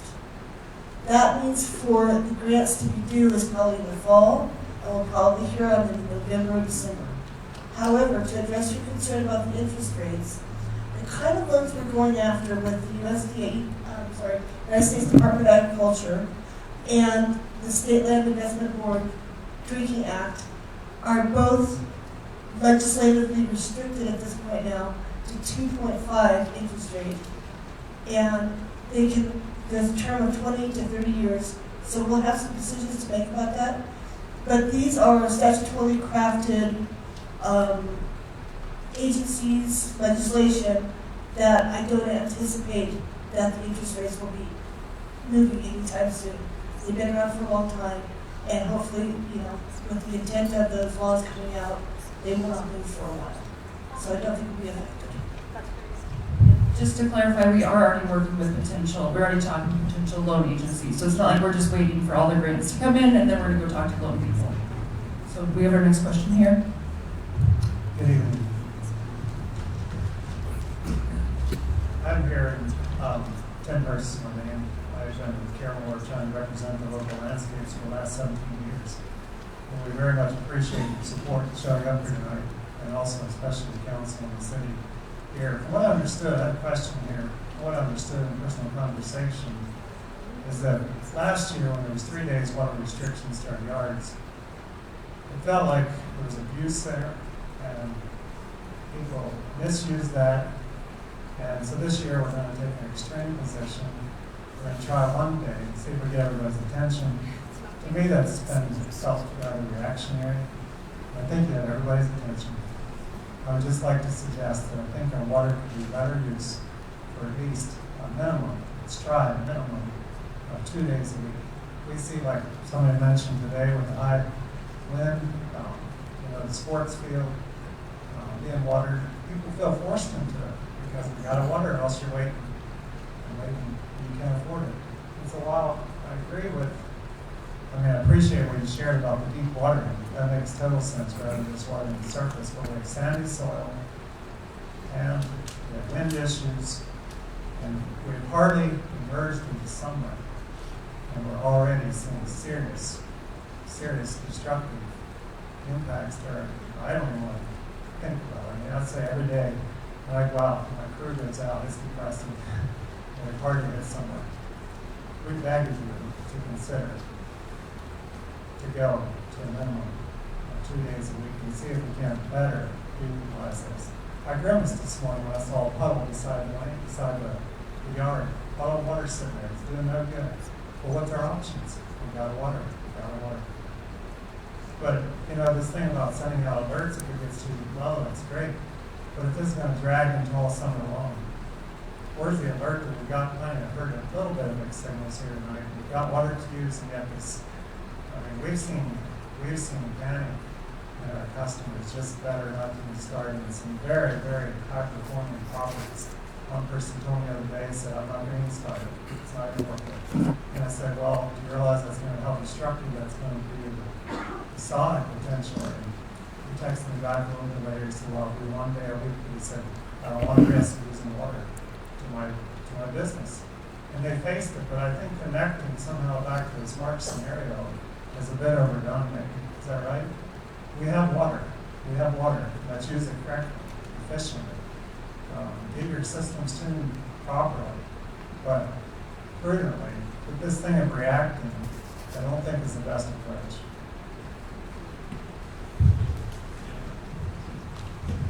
So right now we have the nugget wells as an asset for the city. And I believe that we're partially using some flows from the nugget wells right now to help supplement our line. And there are just so many risks right now. Considering our construction project, right now we don't have existing locates for those lines. If there was a substantial hit on the line, we've had a few minor hits on the line so far by the contractor, at no fault of the contractor. With the emergency project, without utility locates, it's a risk that there could be a catastrophic hit on the system. And so far we've been able to recover from those almost entirely. There's still some leaking that's up in the Springs area. And when you consider our infrastructure, if you look at it, the actual steel on the blow-off valves that we have on the transmission line into town, they have gone from being almost 5/8 of an inch to about 1/4 inch in diameter. The steel that's holding the bonnets. And if you change those and you fluctuate those to pressure on the line, they'll blow, every single one of them. We have absolutely no control over the current transmission line in terms of reducing pressure to do any maintenance work. If there is a catastrophe, we will not be able to do anything about it except to try to repair the blow-off valves. In the winter, it took us almost 2 months for each blow-off valve to replace them. And I'm not speaking to the watering twice a week, that's not my position. But as far as the fragility of our system, it's incredibly fragile at this time. And just being able to be flexible and still provide you some water, I think, is a major benefit to the city, rather than just saying no irrigation at all. We're doing everything we can to provide some until the time when catastrophe could potentially hit. And based on what I'm seeing in the field, and based on the numbers that we're receiving right now, and looking at everything big picture, if we were on last year's restrictions, we would have been out of water for fire protection, down fire protection by mid-June. If if we had used last year's restrictions. So when we say we have water, we do at the moment, but in a way we don't. You can't rely on it. There's no reliability in the system. Today, the infrastructure that we have since March 8th, when we got it back online, we have done no substantial completions of projects to get us in a better position. And our storage at our tanks is sufficient for a couple weeks on winter use, but if you throw in any level of irrigation, and looking at the current drought that we're in, there's also a possibility this summer that once we start to see the tanks lower in level, that we'll have to go to no irrigation. So we're doing everything we can to try and balance. We're walking on a balance in an emergency. We're still in a crisis. I still think it's a good idea on my personal level. This is not necessarily the perspective of the city, is that you should have bottled water on hand. That's my perspective as an engineer. And I think in any case, even if you're not in a crisis, you should always have bottled water on hand. And I'm not saying you should rush to the store and get it right now, but there's an opportunity always to be prepared. And at this time, we're looking at it, and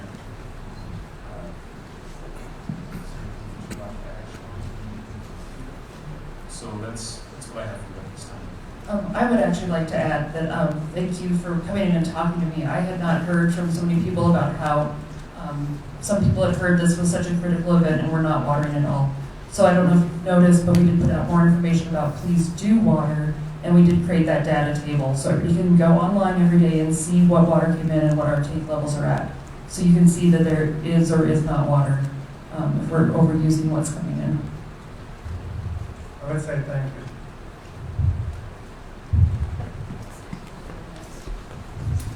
Hi, my name is Melissa, and I just bought a home here about a year ago. And one of my favorite things about the home is I have green grass. And I used to be a property manager of 11.5 acres, and I know for sure watering one day a week is not going to keep my grass green. And I know we're in bad times, and you're forward thinking in your minds. Thank God for that. So how long is this drought prediction water restriction going to last? Do you have an idea? Well, drought, we have no idea. I mean, that's just really too hard to tell. And our aquifer works on about a 2-year span. And sometimes bad year, it'll come in the year after. But what we're proposing with our projects, we should be getting to where we're not using so much water of our treated water on parks and cemeteries and stuff like that, where we can actually use raw water that isn't treated, so that the people that are on our water system can actually have more water for utilization. So years to come, in the next 2 to 3 years, we're going to get to a better spot every single year because of the projects that we have in place. Every project that we complete is going to get us a little bit more ahead. And in the years to come, we're going to see great water coming to town. It's going to take us a few years to recoup from this and get our projects completed. We just have to keep finishing up the projects that we have slated and planned for the future. Okay, and my next question was back to the well at the cemetery. Wouldn't it be smart to at least look at the costs of bringing that back instead of shooting lines out to everything? We absolutely are. That is actually something we just talked about this week at our city council meeting. We got approved to go forward with a contractor to come in and see what it would cost to pull a whole well, get a sample out of it, and see what it would cost to move forward, to see if maybe there's a possibility to get it online this year. We don't know what it's going to take to do the connection to the irrigation system. There's still a lot of questions, but we did get the approval from our city council to move forward on seeing what we could do with that well. Okay, and last question. You said that there was no way to look and see how much the tanks have drained. Don't we have a guy going out there at least once a day? No, we watch our tank levels on a daily basis. Our tanks are monitored, and we look at them on a daily basis. So back to watering twice a week instead of once. I believe people want to do this and not do that and follow the rules. And isn't there a way we can do 30 minutes twice a week to at least attempt to keep our lawns from becoming yellow? I'm going to have to replace my sod Well, next year. what And we're worried talking about $1,000 is, job. what we're worried about is just the 1 day a week, like Bud was saying, I mean, we'll see levels drop to 70%, you know, on those days where the whole town is pulling that water from the tanks. 2 days a week, we might drop below that 70%, and on those days, if we have any kind of a water break in our line that puts us into a bad spot, we could go into a catastrophic area to where we're gonna make a call to say no watering until further notice. And so we're just trying to do the best we can to keep our tanks up, just in case of any kind of possible failure in the line. We have line breaks quite often. We have an old infrastructure.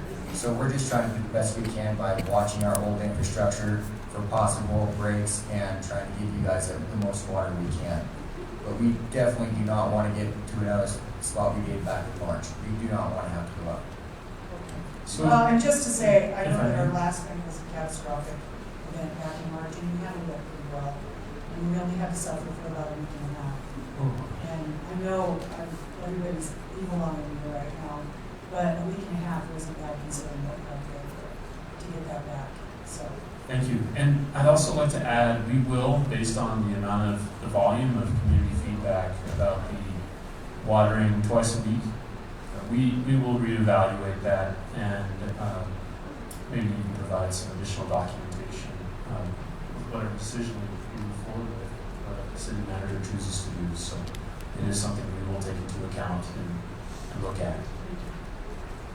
Our next comment is actually from Jason Zehan, Park and Rec Director. Hello, I just wanted to point out and reassure the community that our parks and green spaces are following the same rules that we're asking residents to do. So we will only be watering on Mondays and Thursdays. It was brought up earlier, we definitely welcome and would appreciate if we do see any sprinklers going or anything outside of those days or outside of 10 a.m. to 6, or during 10 a.m. to 6 p.m. We would love to hear it. Right now, we're just now this week in the process of charging a lot of our parks, and that takes time. And we need to do inspections. We have leaks and breaks that happen once we fire it up. And so sometimes we don't see that. And when the staff is on another park or somewhere else, we might have a valve stuck on or a head stuck on. So we welcome your input. If we do see that, we are not doing that on purpose. We're doing our best. We are following the same rules. The other thing I just want to point out real quick, one advantage we have is if Cody or Austin gave me a call and said, we need help refilling our reservoirs, we can turn off immediately all irrigation parks. We have that advantage, and we're aware of that, and they're aware of that. So I just wanted to point that out. I'll get it. Okay. So what questions? My name is Lori.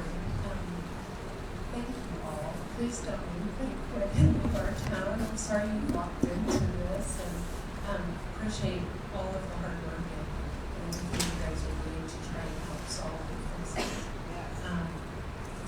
I don't know if this is advantageous. I'm just a household of one, but something I don't know is when I shower, I'm plugging it, and I go bucket after bucket after bucket, drain it, put on the grass, and it has soapy water, so I'm not putting it on the flowers.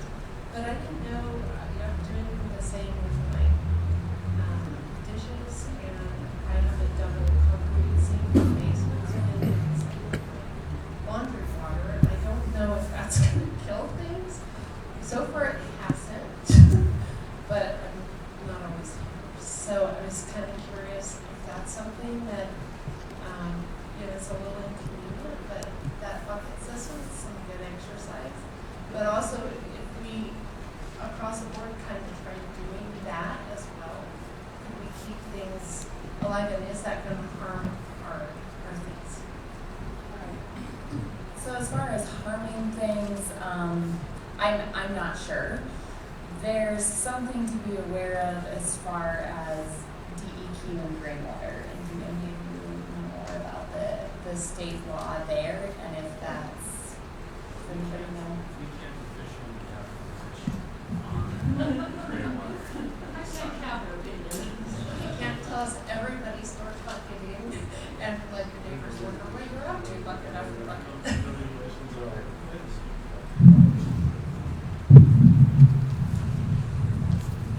no regulations here on the gray water, and in fact, a lot of places encourage the use of it on your, especially your gardens and flowers and stuff. I'm not too sure how to work on the lawn, but on your gardens and flowers, it's fine for them.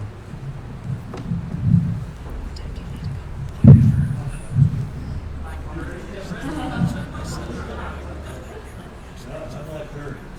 We don't want to pick on you guys because a lot of this is not your fault. But I'm like Nails.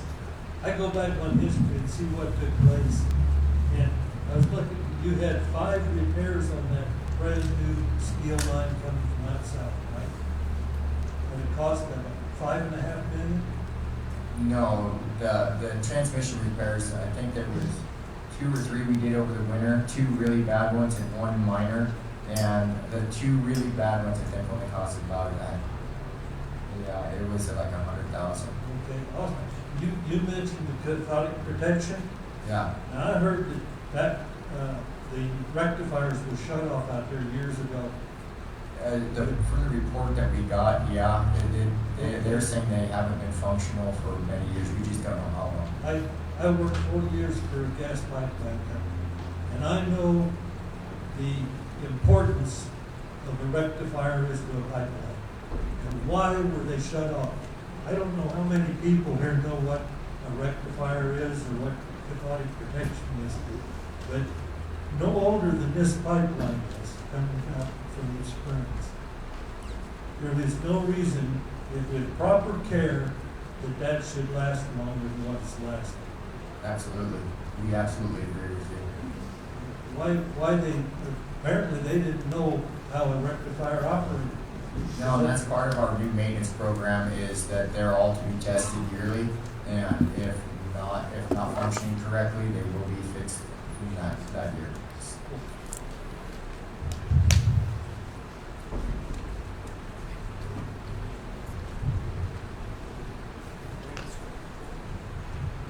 So I know that, like you guys, the constructor is really bad right now.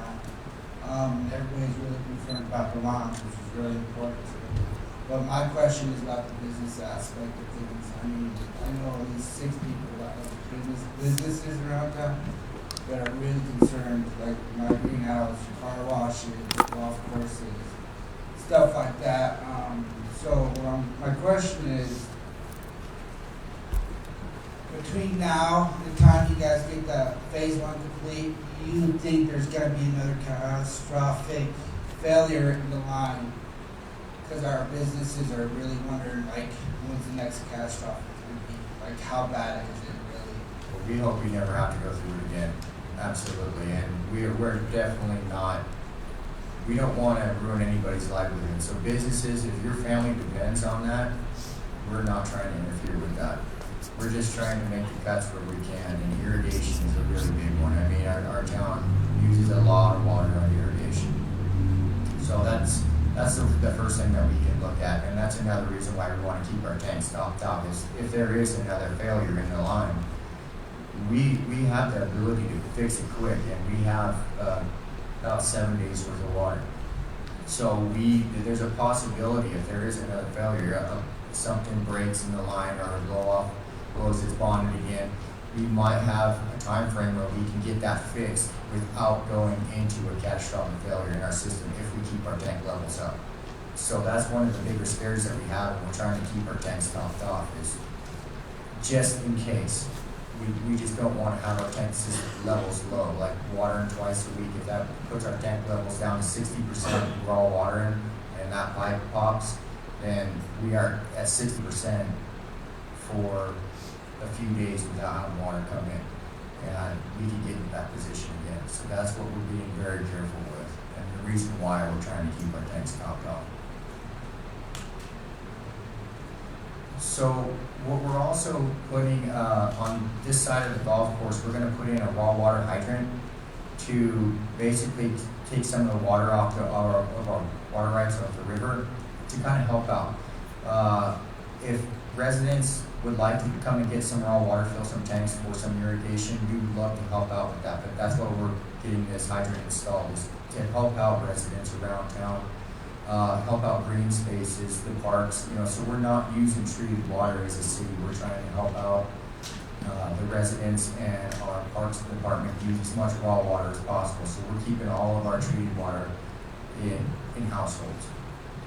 And just to reiterate, so that's why it's really important to do things like sign up for alert sends, because if we do have a failure out of the springs, we tell you all, stop using so much water, no more irrigation, and then we don't actually get to the boil water advisory where it affects our businesses and our schools and our everything else so much. So if that goes out, that means something bad's happened.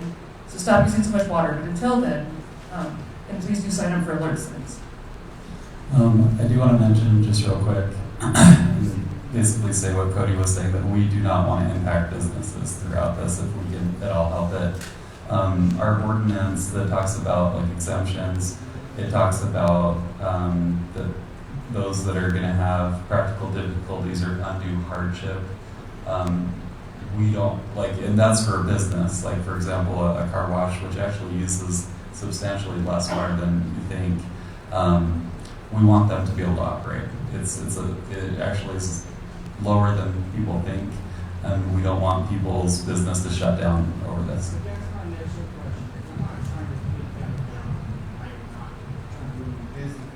How are you trying not to ruin businesses? My initial question was in my head, you guys, in the foreseeable future, between now and mid-June, until phase 1 gets completed, you guys see in the future any catastrophic failure as of right now? As of right now, it's just so fragile. We can't foresee that. I mean, we know where we're at, so we're tiptoeing around certain areas. That's why we were saying we're not exercising any valves. We're not putting any undue pressure on valves that have been in the ground for a long period of time and have not been touched. The best thing to do is just leave them alone at this point until we have the design and the construction crews on site to actually get up there and start replacing some of these. So you more or less answered my question there, but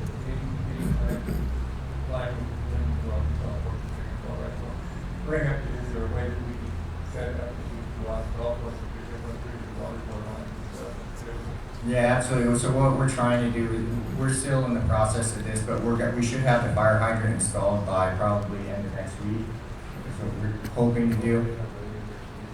So, and then what we're going to try to do is, if citizens are open to this idea, we're maybe set up a day a week where citizens can come down to fill tanks. It's going to be really hard to have a man staffed on the hydrant every single day. So we're still trying to figure out the logistics of it, but we still want to help the residents, fill tanks when they want to. So I have two questions. What is our plan if we do have this catastrophic? Are we going to get a water truck in like we did back in March to help accommodate us? If we get to that point again, absolutely. Lenny will be stepping up again and helping out the city and helping us basically go over the same thing we did prior. But I think we'll have a better feel for it this time, and hopefully we can get it done faster. And then the other question I have is, so with the lost revenue of the water restrictions for our sewer, what are we doing to regain some of the money that's been lost to keep our sewer system healthy also? So right now we're looking at a company, I think it's RH Gordon. So it's a company that comes in and they put basically, they go manhole to manhole and put a sound wave through it, and they can actually figure out inside there how corroded or if there's clogs of any kind. And it takes them about a couple months to go through a town the size of ours, and they can actually locate and pinpoint all the bad sections of sewer to where we're not running around with our vac truck guessing where they're at. So this will actually help us identify the bad sections of sewer. Also in that, as they go through manhole to manhole, they do an inspection of the manhole. And they put it into basically a web page to where we can click on it. We can look at every single manhole, and they're color coded, the good ones to the bad ones, and it's like a three-stage thing to where if it's red, we can click on it, it'll show us the condition, and those are the ones we need to pay attention to the most and the soonest. I guess maybe I asked it. My question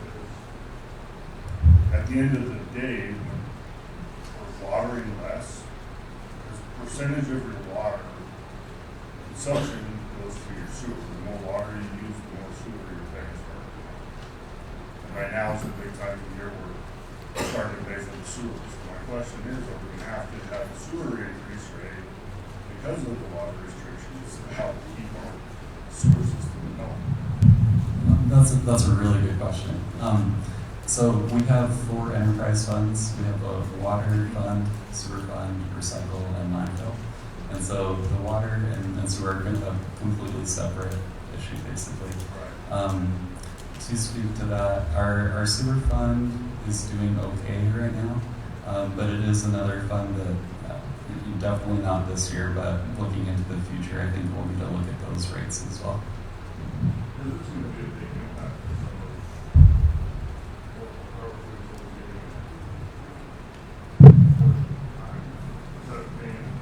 $70 for your sewer, you're looking at $25.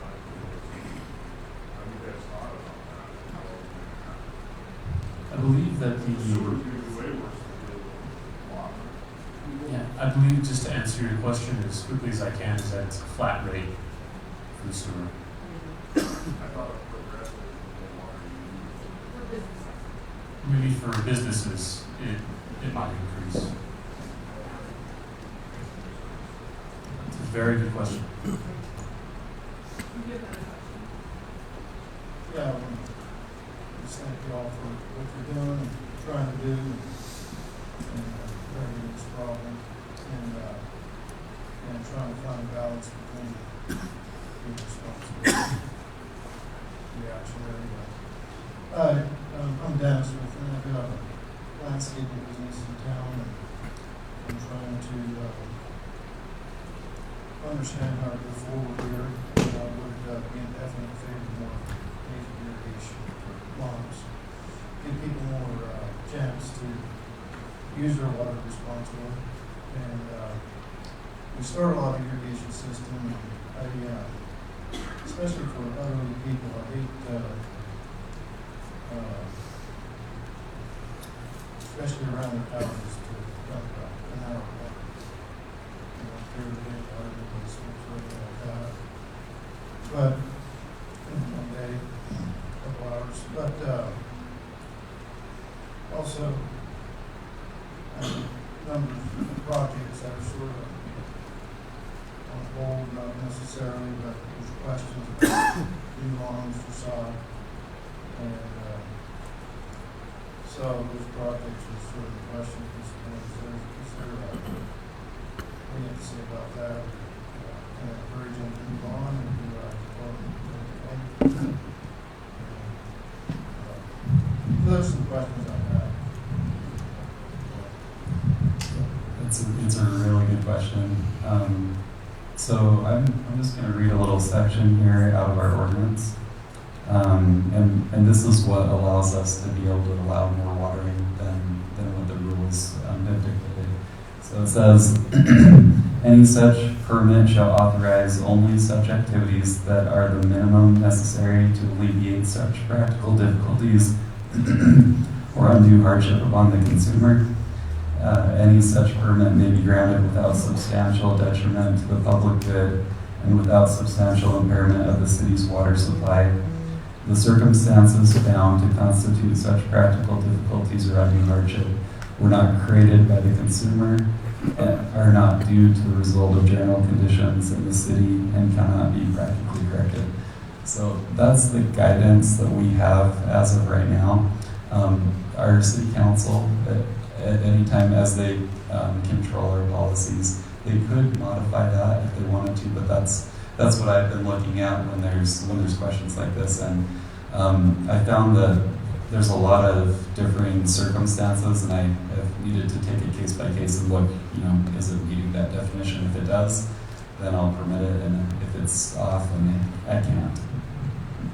And I'll add to that, I've taken a couple of questions about people who are interested in doing sod, and I did say that, if you haven't already put the financial investment, I would recommend calling back once we have some of these projects completed, and we'll see where we stand then.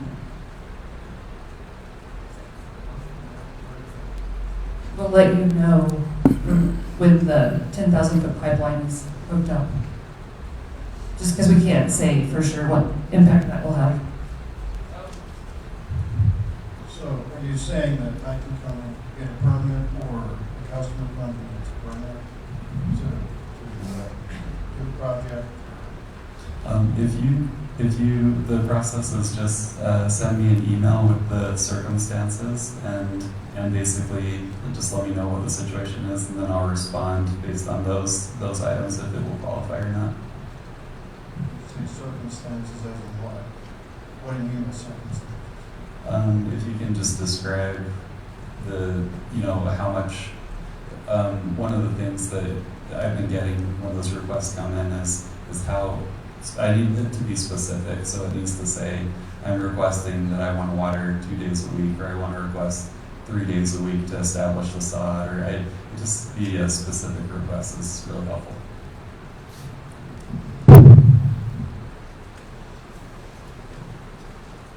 My name is Patty Benson, and I just want to reiterate again that I feel bad with the board having to have this come on the watch, and I appreciate you not backing down. And I also understand that you are not wanting to take away people's livelihoods as far as car washes or greenhouses, but these gentlemen here have a lawn care service and they do it for elderly people, so in a roundabout way you are a detriment to their business, and so I would really plead for you to look at letting people water more than once a week, because that's their livelihood also. Thank you. Thank you for that comment. Just so you know, so far I think I've probably received 8 requests or so to date, and I haven't denied any.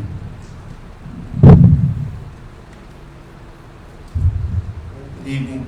Couple questions here. The first one, I see estimates for cost. Just kind of curious about estimates for timelines for these phases. What your goals are for completing phases. Are we talking 10 years? Are we talking 5 years?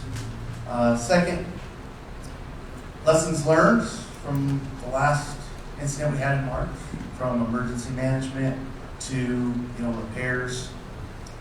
And then third, I think a concern that we're kind of missing, aside from watering yards, is a winter catastrophe. I like to see a lot of water line breaks. During the winter, a lot of houses run boiler systems.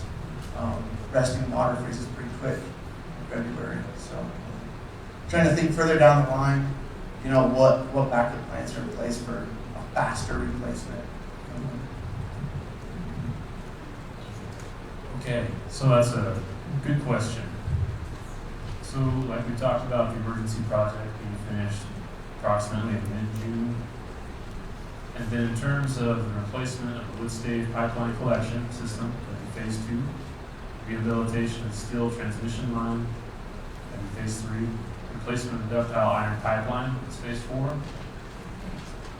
Those 4 projects could be grouped together, and that needs to be through a design process with engineers and phased out so that we can get to some of these repairs more quickly, where it's more critical. And so we've identified that with the current transmission line that we have that is spilling with blow-offs and on the air release valves, but likely if we get through this funding process with USDA, that we could be looking at an RFP process as soon as probably January for working on the transmission line for those 2 aspects. Now, however, in the meantime, I do believe that we may have, and we'll look at this, it's not promising this time, just looking at what we have in the budget, is that cathodic protection, and getting that on sooner rather than later. And we have potentially some impact assistance funds remaining after the pretreatment plant to be able to do that. Now that is something where they have a bed they have to work with, a drill, there's construction involved with that. So the cathodic protection system might actually work out as a winter project. There's not a lot of work doing earthwork and whatnot, except for the drilling aspect. I'm not entirely sure. We'll have to look at that. And so then when you look at the replacement of the farm tanks, like I said, that would be at the end. But in the meantime, a lot of how we pursue grants, a lot of how we pursue different loans determines the phasing in a big way. And so, like with USDA, there's this process where we have to go through what's called a PER, an acronym, I can't remember what that, thank you, acronyms. So with that process, that involves getting a consultant on board, and that could be a 1-year process. Just after we go through and I don't know, with the PER, we'll probably get that done within a few months. I think, Andrea, can you speak to the deadline for the PER? I'm trying to remember exactly the dates. Honestly, I can't tell you when it's going to be done because it falls back on engineers.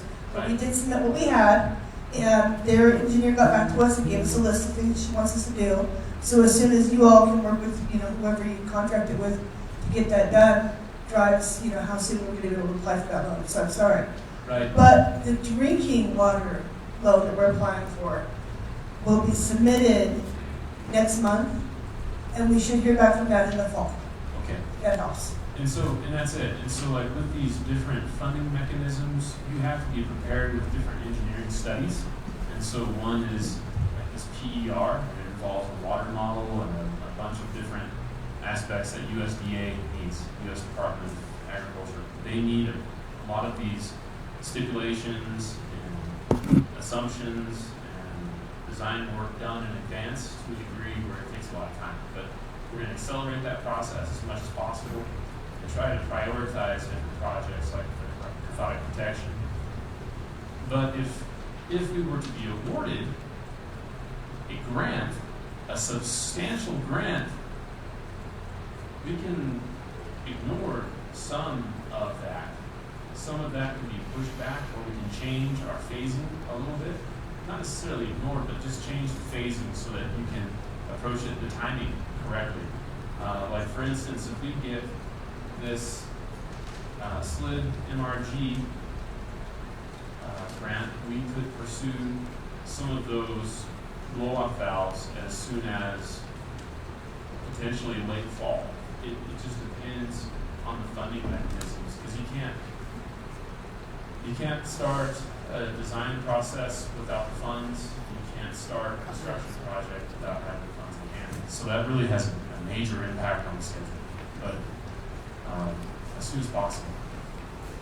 Yeah, and in terms like a 5 or a 10 year, we'll have probably phases 2, 3, and 4. Realistically, those can be completed in a 5-year period. Realistically, the tanks might take a couple more years beyond that. But that's kind of a general outline. I believe you also asked some questions about the emergency response, so I'm going to some. I know the part, your lessons learned. What did you guys learn in this last catastrophic depletion of water from the town? So that did translate into some emergency stuff, but also kind of want to hear from all the players.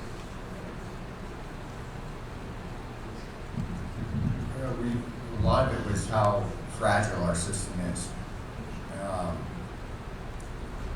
and how fast we can actually lose everything. That's why we're being very cautious with everything this summer, because that's the biggest thing, is how fast the system can go down and how fragile we really are with the system that we do have. So that we think about moving forward.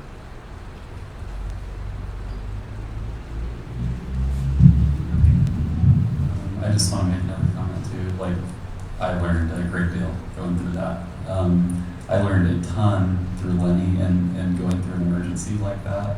Knowing all of our resources and what we would have to do to be able to get through something like we did. I feel way more confident now. If we were to go into a situation like that, we'd just be, it wouldn't be so much confusion initially. But so there was a lot of lessons learned, I think, for a lot of people. Just what what to avoid, all these different pitfalls, and this, this issue caused this break, and, we've learned a lot. Do you have an example you can give us what you personally learned? You said you learned a lot. I guess I'm fishing for what did you learn? And just talking about the emergency management, for me, that was the biggest thing, is how to go through a crisis and to use the C4, for example. I hadn't been part of a C4 before, so that was really interesting to learn that whole process. And if you've ever been in there, there's like 8 different stations and how we communicate with each other going through that process. I learned a lot there.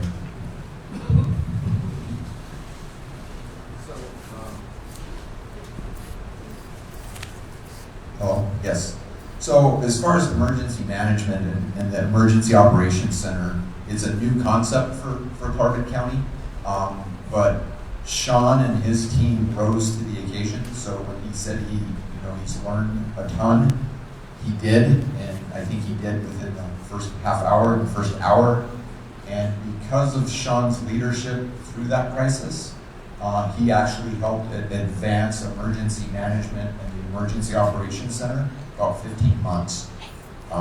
So kudos to Shawn and what he learned, and not putting words in his mouth, but he engaged emergency management, and he allowed the support and coordination of Emergency Operations Center to just really flex and do everything that we could. And I think what a lot of people learned, as lessons learned about the Emergency Operations Center, is that in that event, it kind of served 2 processes, and a lot of people recognize that now looking at it. This was the incident management team. Shawn was the incident commander. These guys and gals were the tactics and operations. That had nothing to do with emergency management. We were all about the support and coordination. So those cascading effects, like they have no water, well, you guys are going to have no water, so we've got to get bottled water in. They were taking samples. How can we help get those samples to Cheyenne faster? I would troll. But they're going to end up in Cheyenne on a Saturday or Sunday night, so we call ahead and have labs open. So we took all that bandwidth away so that we allowed their expertise to focus in on the problem, and then as emergency management, we put our arms around all the support and coordination. So one of my lessons learned is how well Wyoming comes together to take care of their own. There wasn't hardly any request that we put out of the C4 that wasn't met with absolutely, how can we do that and even more. So I'm just super impressed with the collaboration. All of the things that we learned through this event in emergency management, we call them systems. So we now have in the Emergency Operations Center, we have logistics, finance, planning, and operations. We've embedded those processes into systems. So if unfortunately, if Rollins goes back into a critical water event, we can pull up logistics really quick. We have all of those contacts. We have all of those processes that happened before. Might be a little bit different, but we can engage them a lot quicker. And now we actually have trained staff that have been through an activation, so they're going to be a lot more comfortable in that. So I think next time we can do an even better job. I think we did a pretty fantastic job the first time, but I think we're set up to do an even better job. Whether it's with a critical water event, or we have a fire or a flood, we're better prepared to help support and coordinate. I'm going to say what I learned, because I learned the big thing. I learned that when the water tanks are low, we need a way to tell you that the water tanks are low, so please conserve, and I have a defined thing of that. So on the website it does say what limited water use, and now you all know that we'll tell you limited water use, what that means, and how critical it is. We do probably about at least 3 more questions. My question is, so if I got a line zone yard, that's an area zone? Okay. Not line zone. Yeah. Okay. The next question is on that well at the cemetery. What's the logs on it? How many gallons per minute did it prove when it was drilled? You have that? So I don't have the existing data for it at this time, but I will be going and looking at that. Yeah, so that's logging to stay on. Yes, sir. So before we spend a bunch of money, I think we figured that out. Sounds good.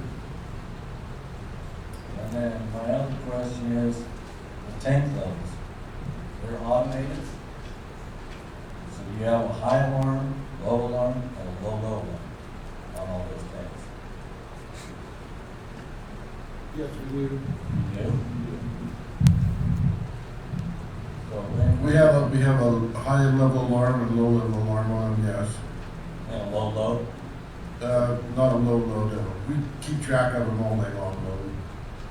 When we have the low level alarm, normally that's when we'll start doing some more restrictions. That's at about 50%. So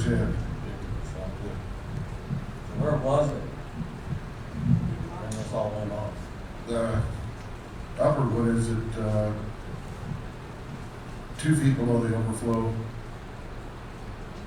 But I mean, in March, where was it? When did you find out? Well, that was a where it different was? circumstance because we didn't have our spring water coming in. Well, we were at 2 feet and we had a major water break and it dropped. That's what emptied the tank. And we were in the process of getting the spring line back. And when it happened, we would have been getting our water back in before it actually went down to 0. But let it go too long without. That's one thing I learned too. You would never let it get that low again without notifying the public to the water restriction. So you're doing maintenance and something hit the line is the reason why. I mean, Cody talked 6 weeks and knew about the transmission problem. And then it's all went down. So you knew it for 6 weeks? No, our tanks were full when it started. It just happened that we didn't expect the parts to take so long to get. COVID hit us pretty hard, but it took us like 3 months to get parts. And that's one of the biggest issues we had. We were looking all over the United States for parts to get it in here to fix that line with. And we just ran out of time. Let's get back to that though. Cody said, yeah, the main transmission line 6 weeks before the emergency happened. Well, no, we were using well water. We were using well water at that time. It was okay on this side of Miller Hill Well with our springs that we lost, and we were just coming down a little bit at a time. And we thought we'd have enough time to get it fixed before we were in any serious trouble.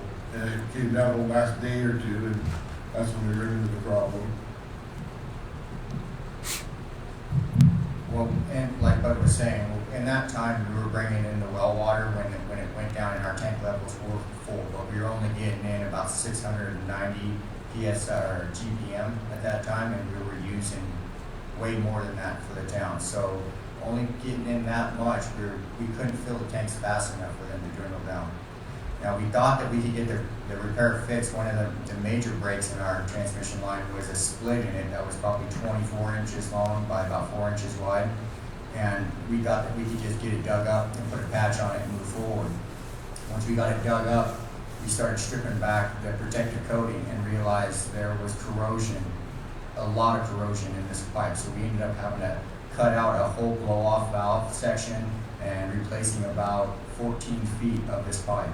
Now, it's a weird size 22-inch pipe that we had to get because it's a steel line with a concrete interior.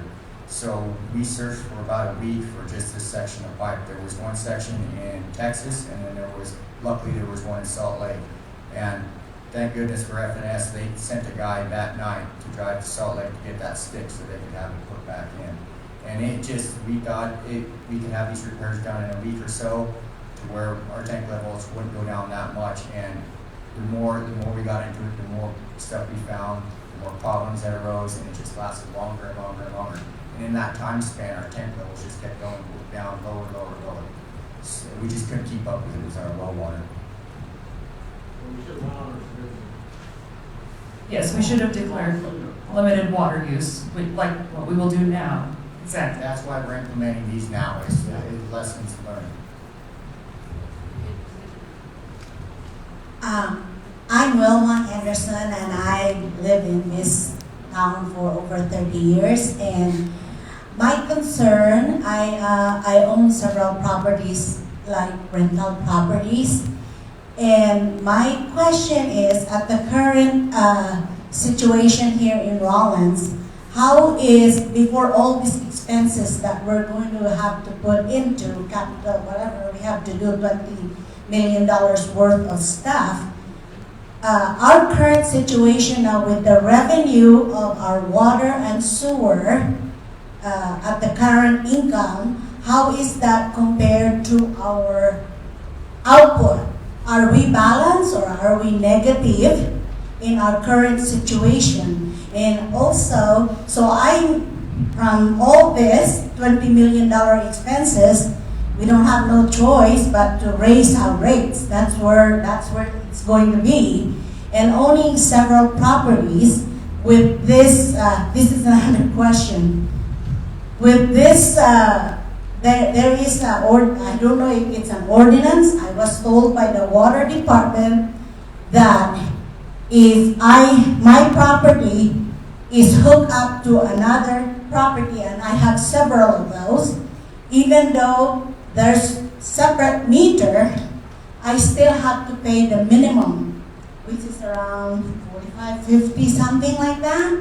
And I was really hit with that during the pandemic because I have a lot of vacancies, and I still have to pay the minimum payment, even though my properties are all vacant. No usage of sewer, no usage of water, but because I was hooked up with another property that is being used, I still have to pay, just like it was used. And so that's my concern. If all this will go up, then I have to pay even for my vacant properties, then that would really be a burden for me. So are we positive or negative right now in our income to output?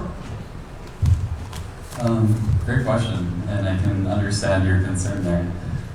So the water fund is a $3 million fund, and when we add on the pre-treatment here really soon, we will be in basically the revenues over expenditures will be upside down $400,000 each year is what that would look like.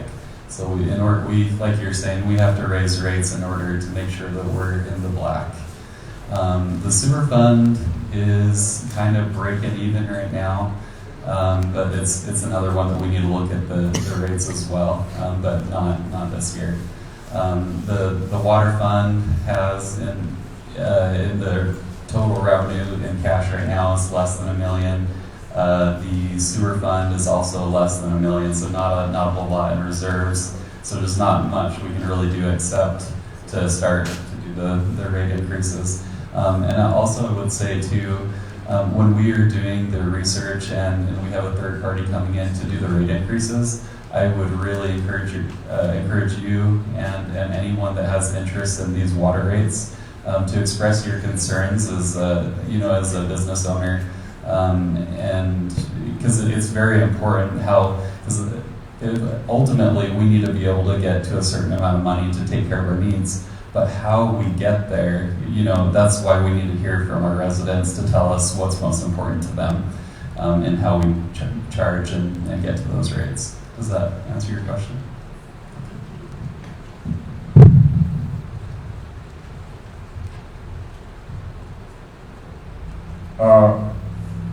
My name is John Dill.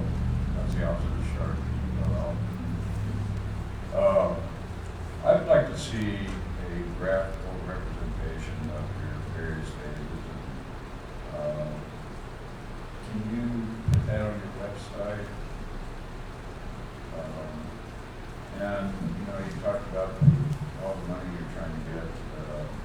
I'd like to see that proposed timeline also. You've gone over a lot of this. And my memory is about 2 minutes long. In addition to that, this administration, I think, is doing a dang good job trying to fix this deal. But what happens to the next administration? We can have documentation for mass on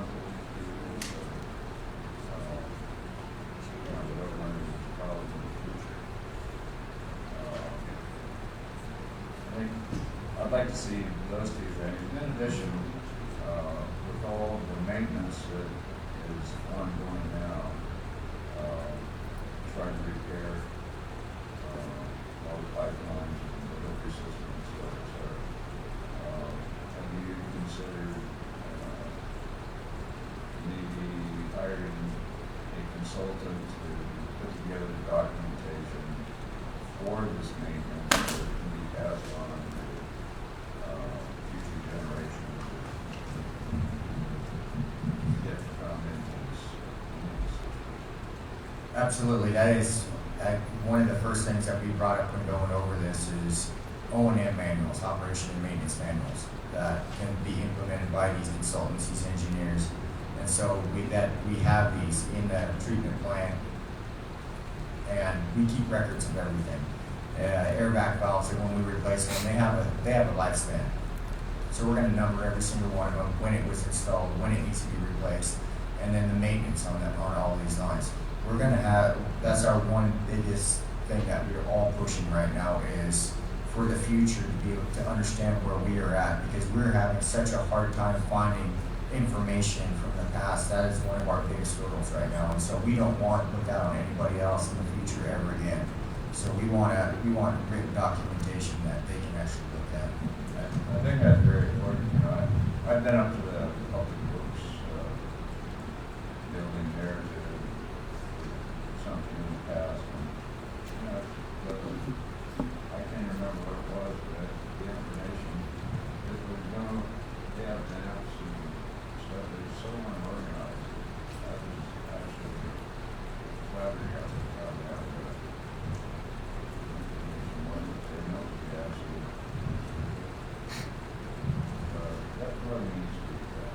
Yeah, thank you.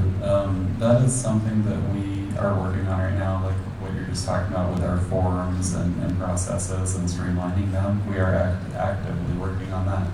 And the other thing I wanted to mention, in addition to what Cody said, is that we want to build into our accounting software all assets that we have. And so there's a master list of everything, and that's scheduled out in the depreciation of each item. So that way it can't be lost. It's all there. Okay, one last question here. If Bud gets number 4 going, put on the new valve, that should send another third again more water to the tanks. Will you stay with the same restrictions, or will you lighten up on it a little bit? Is a third more water coming into town is quite a bit of water. It's not that how many filters we have online, it's the amount of water coming into the treatment plant. We only have 1.5 million gallons a day coming in, and our citizens are using about 1 million to 1.2 million on a daily. Why have the peaking and lighting-driven reservoirs? They were built to supplement the flow coming in from outside. We could put that water online, but we risk running out of water sooner in the summer if we did that. The amount of water we have in storage, we've already calculated. If we keep it at about a 1.5 coming in, then we can sustain for a longer period of time through the summer, and hoping that some of this infrastructure work can get us through the summertime. But having all filters on at one time isn't going to get that level higher for us. We just don't have the 4 million gallons coming in a day that we can treat and put out that we'd like to. This town, like a few years, was living on 3 filters before they put number 4 in. Yeah. And we had plenty of water. Everybody was watering. We also had over 4 million gallons of water coming in from our springs at that time too. We're at half of years past, if not less. What is that? Loss out there? Drought. We're in a drought season, and we have been looking at water reports from years prior, and this town goes through droughts every now and again. We'll get upwards of, say, 130 million gallons a month to down to 50 in years prior. So it fluctuates a lot, and right now we're just at a low water year coming in from our springs. So no matter how many filters we have on, we only have 1.5 coming to town. So we can't pull it out. I can't see, if you're gonna get some water from the river. That's such It a high, hasn't been used before. but it's such a high turbidity, our filters can't filter that water without the pre-treatment online. So we have to get the pre-treatment online. And if that does go on, then we can actually start using river water and pushing it through, and we can up those. And if that does happen, we're gonna send out a great email to the town that we can bump our water system up this summer, towards the end of the summer. And I would love to be able to tell the town that. But until we get that pre-treatment up, we can't run river water right now, or our filters won't take it. Thank you, guys. So by my reckoning, we have one more question. So if you do have another question, raise your hand so we can get to you after this one. Thank you. I just want to say I appreciate everything that you all are doing to resolve the issues that we're having here. Very much appreciated. My question is, in the event that we have to rely on loans to get to this $1 million place to repair this, what's the plan to repay those loans? So if we do have to take on a loan like that, a lot of it is going to depend on how long the loan is, of course, and the interest rate. And then when we can determine what the annual payment will be for that loan over the course of the loan, then we can raise the rates to be able to just take care of that.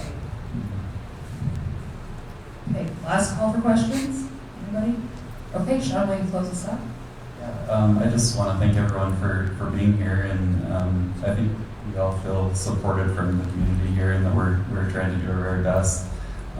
So just want to thank you for being here, and hope this has been of value to everyone.